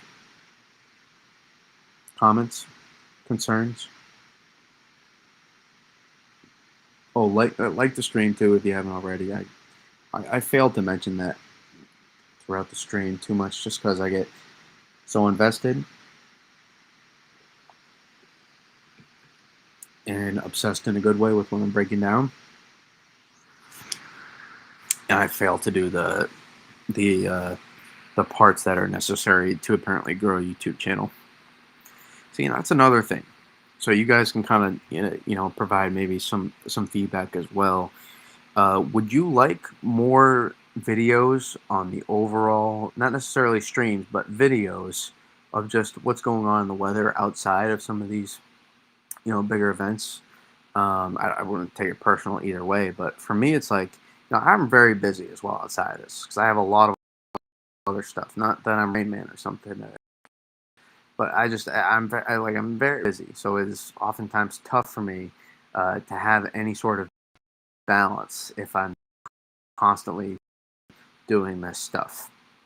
Not like, oh, like relax and not do crap, like like a healthy balance. So I could do more videos and it would be more supportive for consistency, especially on what I'm doing on the YouTube side of things, and allow more people kind of develop the base more that you see for YouTube channels and stuff, and potentially allow me to actually make a little bit more money. But it is a little bit it is a little bit challenging sometimes in terms of me thinking about that, because I just, if it's not extreme, if there's not any notable weather to talk about for me, then it's just it gets challenging for me to want to like, it's not that I feel like I'm selling you guys on something, it's just you guys won't tune in as much. I just see it all the time with less interesting stuff. That's just the case, and I like to do this stuff for you guys to watch and be here and interact. So it seems like we have a delay here on the AIFS, and that is like literally the one thing, the one time I do not need a delay at all. The one time I do not need a delay.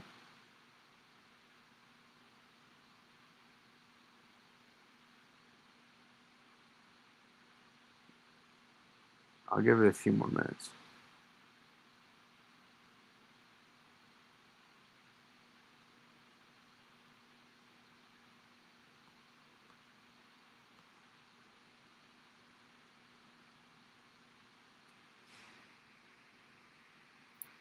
570 people here on X at midnight. No, that's the total. That's the total number. I figured that out like the second stream, because I remember that when they updated it, I was like, oh wow, it's like I can't believe I got this. I got this many people in here at one time, and then by the end of the stream, I'm like, that can't be right. That can't be.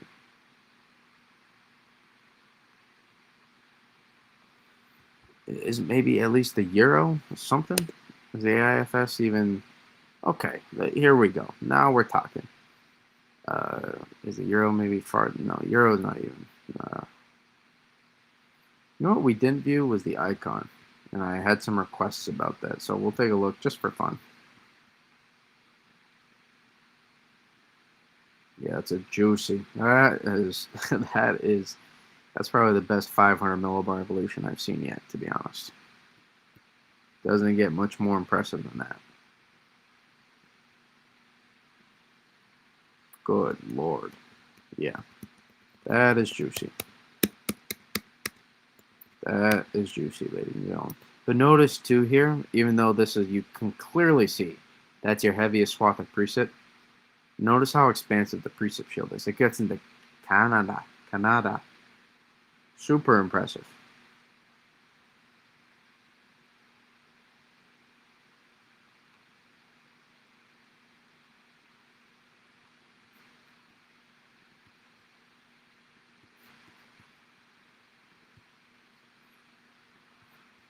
Alrighty.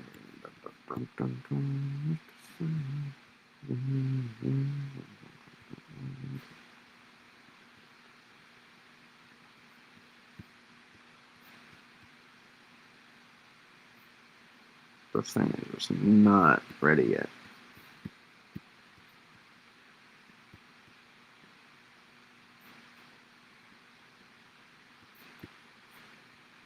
I think it's time.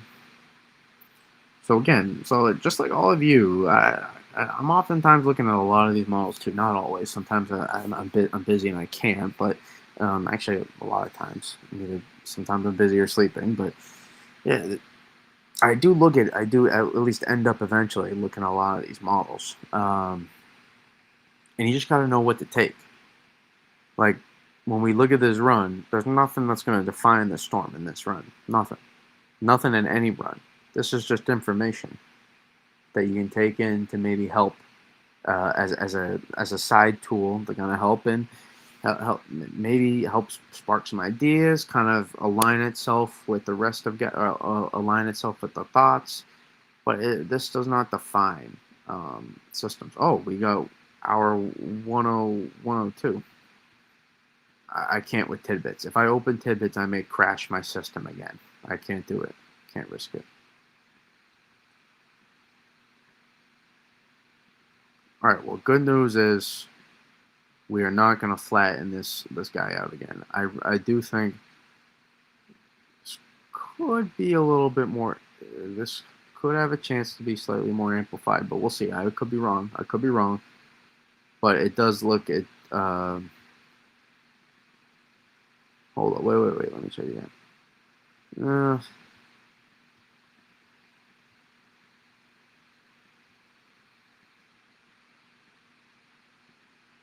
I really the TPV placement changes this a little bit actually.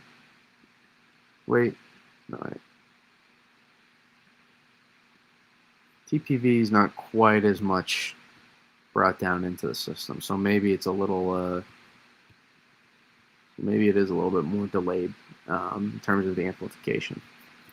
But you will not see something as strung out as you saw on this run. So the general idea is kind of still there. You won't see any major massive changes like you saw from 12 to 18Z. There will be could be some notable changes, but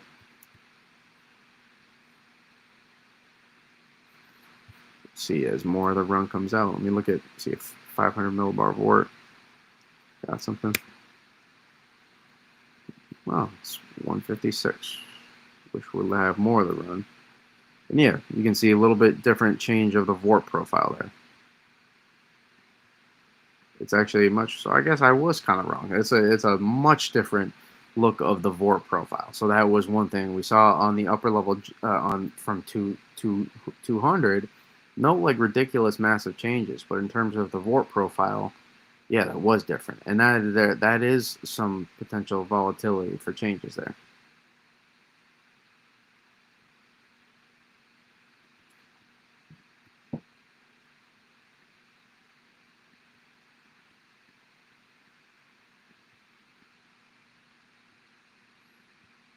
But it's hard. It smooths some of this out, so uh, but that's a bit tricky to look into. That lineup, yeah.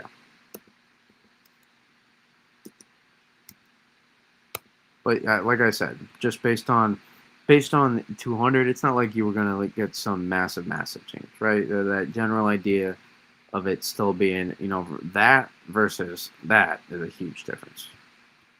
So, like I said, Gen, originally, I like the little bit of the slower. I liked it taking its time a little bit down here, but I try that because I try not to go too deep into the terms, especially when I'm this tired, because then I got to make sure I'm saying exactly the specific right term.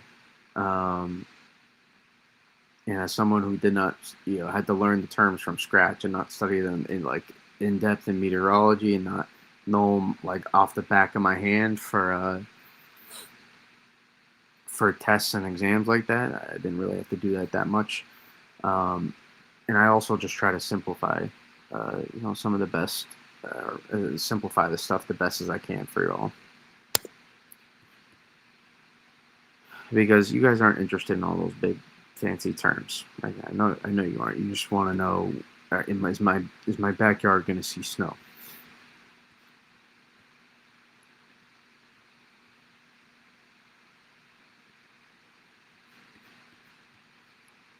You can take a look at the euro.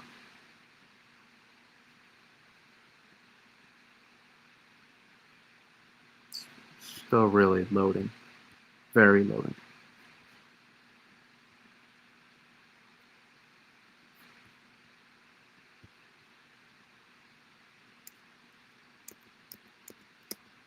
See here the board. Yeah, it's just not much juice. Not much juice from the STJ there either, though.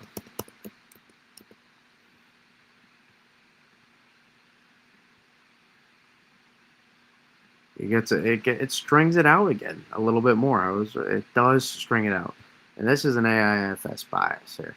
You can see it. So there were some subtle things that I would look at and be, oh, that was a little bit better maybe. Yeah, that icon was impressive, even though I don't care too much about it um, relative to other guidance, and that is saying something given the way I hold on guidance to start with. But it does string out the upper level energy profile, even though there is enough separational loft. It does still string out initially the 500 volt profile here. So like I said, 500 volt tells the whole story a lot of times. It tells a lot of the story. You still though had the separation. It wasn't going to be as extreme as told. Again, I think that's just an AIFS bias. I'm not really too. Even if that were the most extreme scenario, that would still be what? I mean, still be pretty close. It's a pretty good spot to be. I mean, it takes its time on this one, right? I mean, that's not until December 3rd it's crossing. Then I guess the night of December 2nd, compared to. Maybe I'm wrong.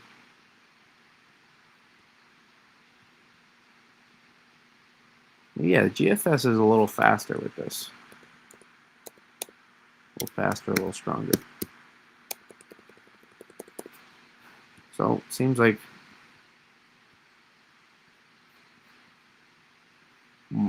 just the models kind of doing their thing at this point. Let's see, let's get to Euro. That's barely freaking out yet. That does not help.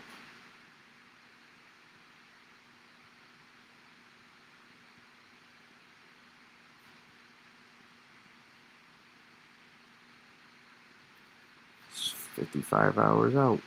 Not really that much enough.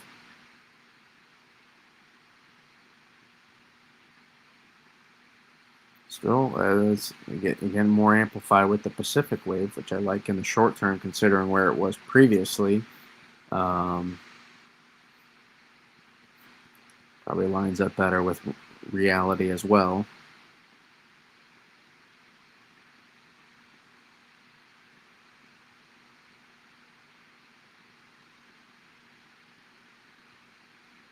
Subtropical jet, a little bit juicier as well this run, so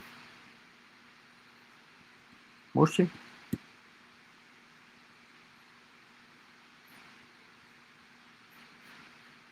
Again, none of these model runs define what's going to happen.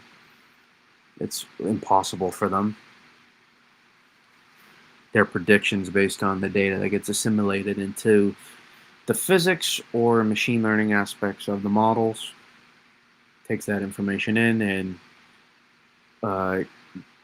prints out an output based on the coding that it was coding or AI that it was put into it to produce an outcome. You guys get what I'm trying to say. Hopefully.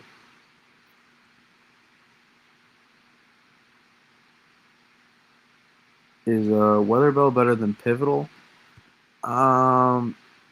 I would say so. For severe weather, I would say no, actually. For severe weather, I would say Pivotal is better. I always go to Pivotal for severe weather. For winter storms, yeah. I really don't love the soundings on. I think that the tidbit soundings are so much better for wintertime than pivotal, to be honest. Um, Especially from when looking at omega on the soundings. Looking at the lift, I think it's much more cleaner on tidbits. I think it's just cleaner in general for the wintertime. There's less things you need to look at than severe weather for the wintertime, and I think the tidbit soundings work a little bit cleaner for that.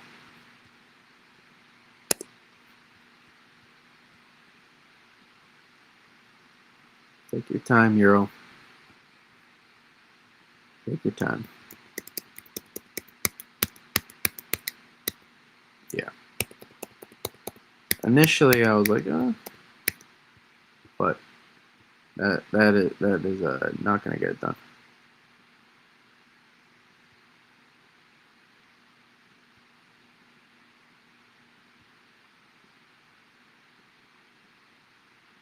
Again, though, it's really not that. Like you look at that, and it's like that's really not that different. The overall general idea. So there's nothing too major to be looking at and be like, oh, that's the end of the world. But obviously, you can see a little bit of a difference, especially more so downstream. As a result, Omega, yes, that is you hit Omega.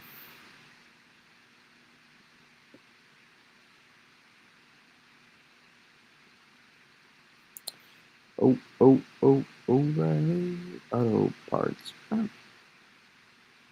Anybody that lives locally knows that commercial.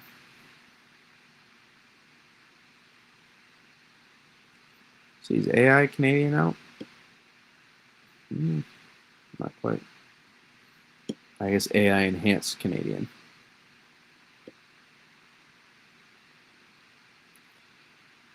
About Canadian ensembles. We'll take a look. Why not? Why not for pits and giggles, we'll call it.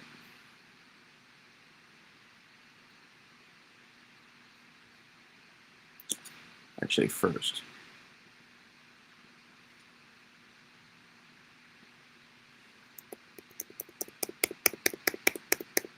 Ladies and gentlemen. Oh no, that's the Canadian. I was like, for an ensemble mean? Are you kidding me? I was like, okay. Again, I was looking at that. Whoa. That's unfortunate.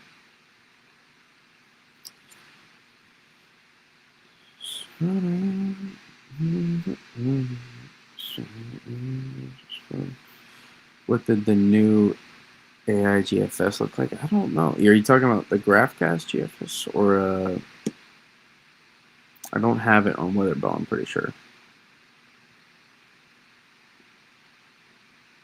I do think they're making a new one though, but it's not quite ready yet for implementation, I believe.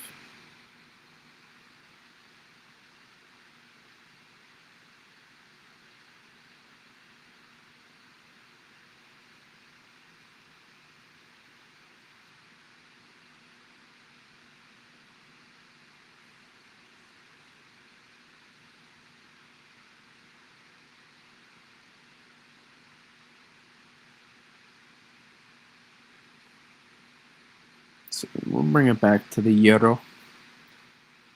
Euro, also known as a currency, not just a model. Found in Europe.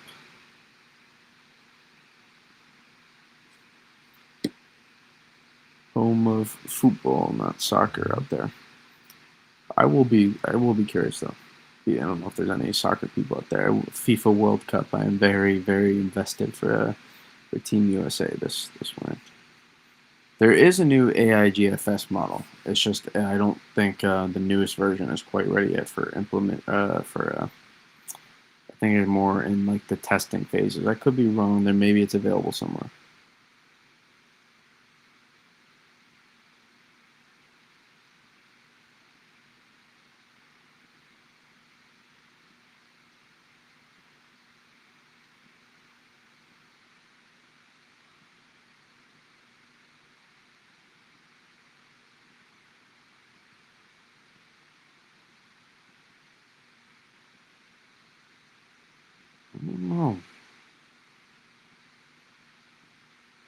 My initials CMC ensemble was pretty good. OZ, is it loading out? Take a look. Buddy, you're a big soccer guy, right? You'll be following the World Cup, I'm pretty sure, right? I've gotten very heavily invested over the past few years for anybody that's interested. Maybe not, but I'm excited. America hosting the World Cup. I mean, here in Boston, they're going to be hosting it. Those tickets are crazy expensive too, by the way. Like a NFL playoff tickets are like high level, like not just like I'm talking expensive NFL playoff tickets or NBA playoff tickets.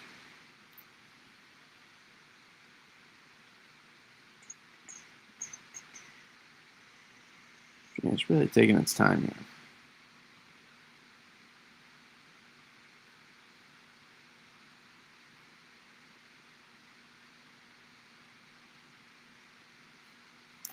'93 better be. Yeah, former pro. You're a professional. That's impressive.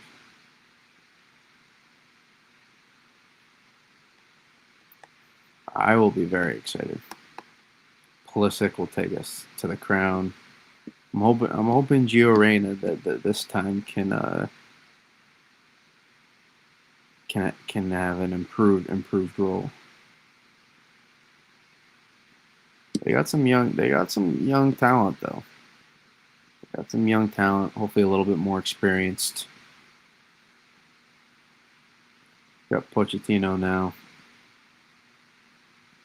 A lot of mixed things I hear, but in my opinion, through my lens, I think he's decent.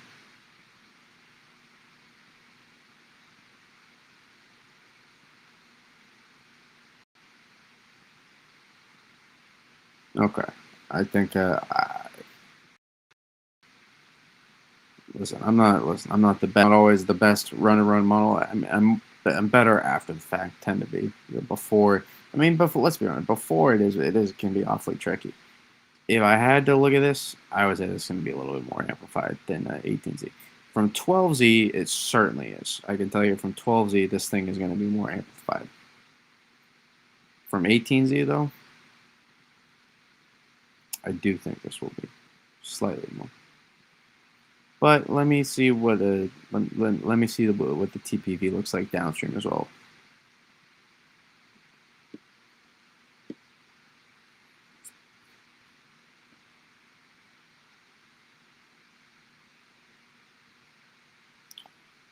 Maybe let's get another refresh.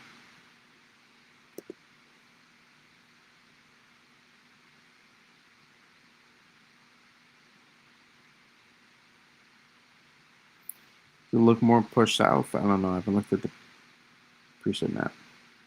Or are you comparing it to 18Z? Yeah.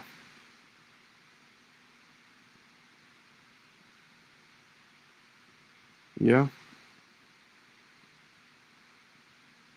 A little bit more progressive of a look.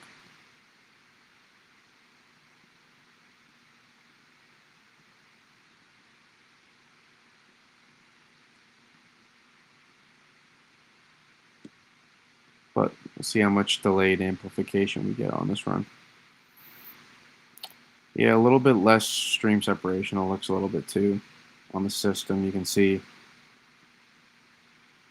how it gets held back more.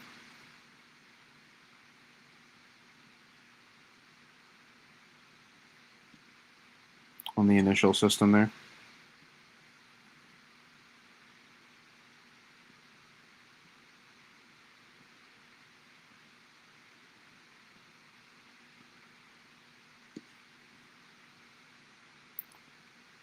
So I would still lean. I want to see more. I don't want to just talk out of my behind.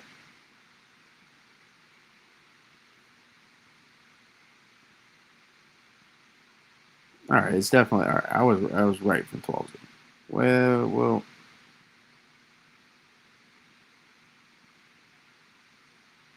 yeah. It's still the stream separation is the thing.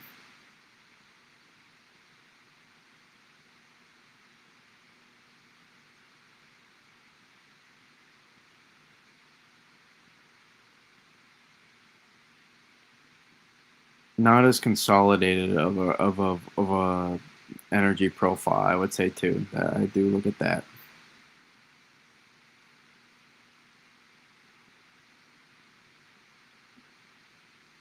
but I mean that's not bad there.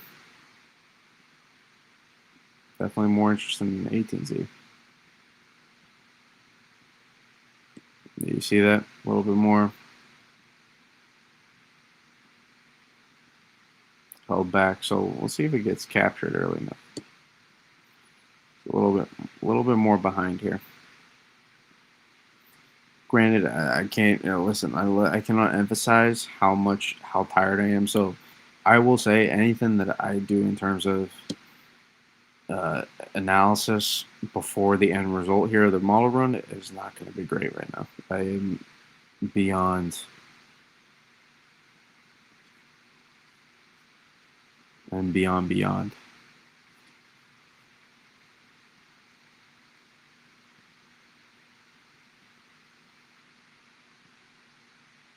Not quite as explosive as 18Z, but also a little bit slower. But that is not the same as 12Z whatsoever. So looks like I did a decent job. We're going to run analysis.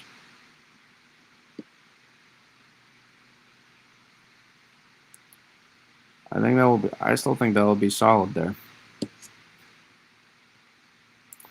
I think that will be a solid run. I could be wrong. Yeah.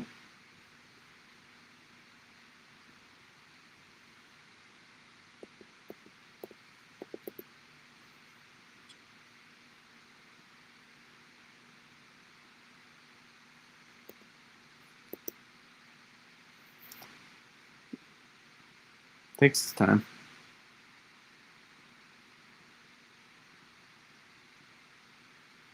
Yeah, there's 12Z, there's OZ.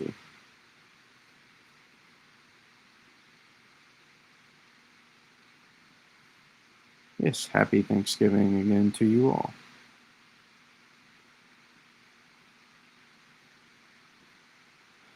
See, this is what a lot of people do. They do this. I'm just trying to get a read for what the difference was on the p-type map. But people do this, and this is their run-to-run analysis.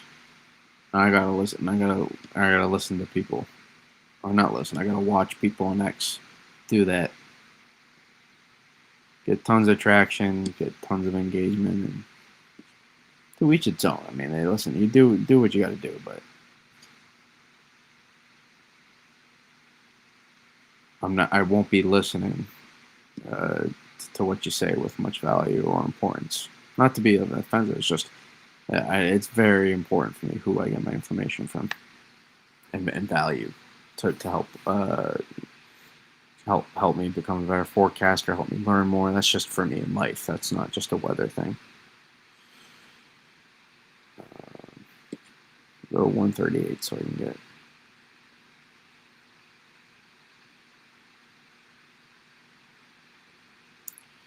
It looks like a southern New England hit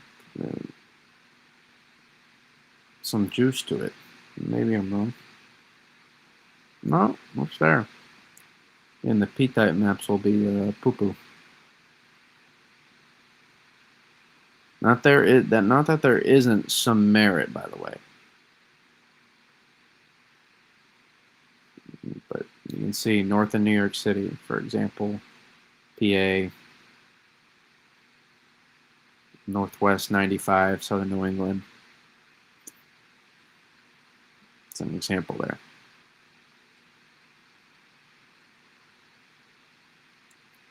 But also fails soon enough to really tighten up that thermal gradient and pull in enough cold air initially. So you see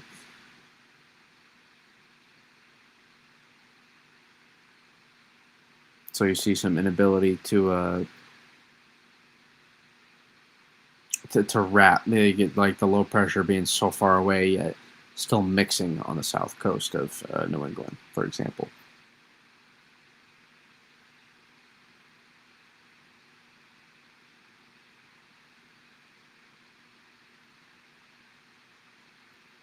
So, yeah. So there's your Euro.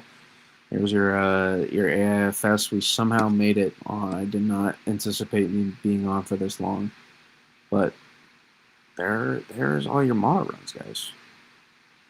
You can take a look at the AIFS, let it roll out, so we can have some fun looking at the ones after. But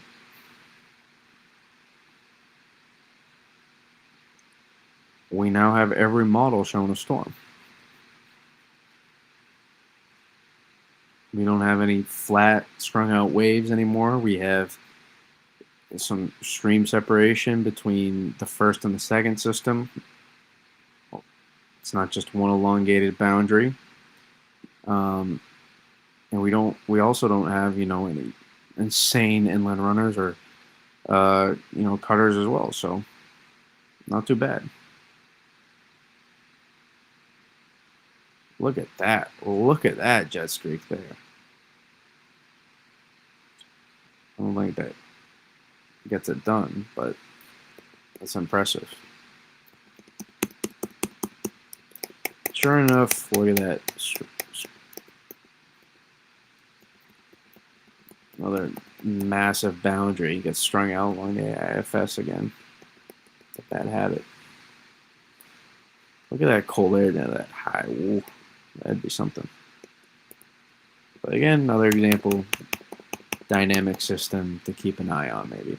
Can we do 3 in 1 week next week? I don't know. Keep an eye on it. Keep an eye on it.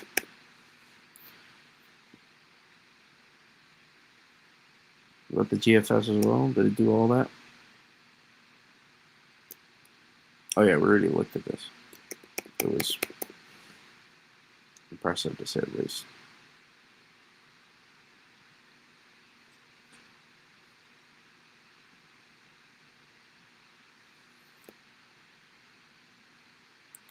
Man, let me some 500 millibar.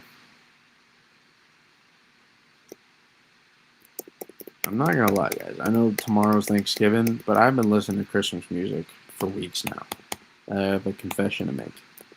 I have been listening to it for weeks.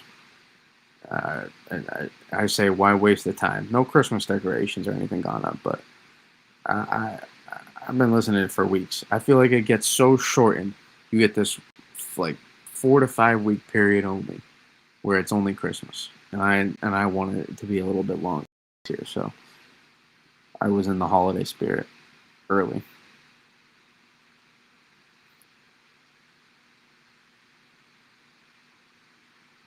I'm surprised the temps look as marginal as they do on the euro, so I just want to see why. Why? Because it's really solid. It just doesn't wrap that cold air that's there present into the system well enough. I think part of that too is just enough stream separation maybe as well between the two. That's just the dog you'll hear in the background dreaming. Like really allowing this cold air to build in behind it. You see the warm surge along the boundary there?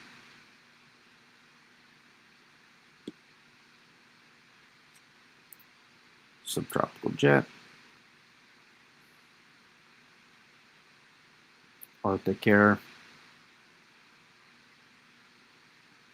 And your system here. It's kind of cool to follow it along the temperature boundary when you know what you're looking at with all the different stuff.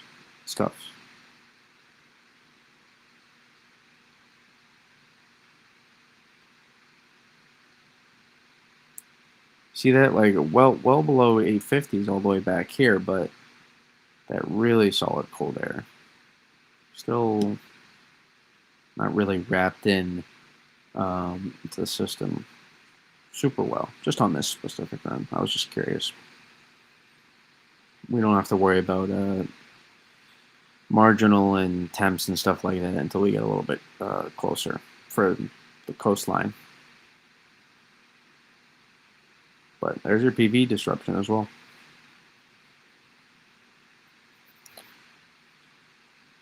So yeah, that is all I have tonight. I appreciate everybody tuning in. I appreciate the engagement, that we have the interactions. It's very appreciative.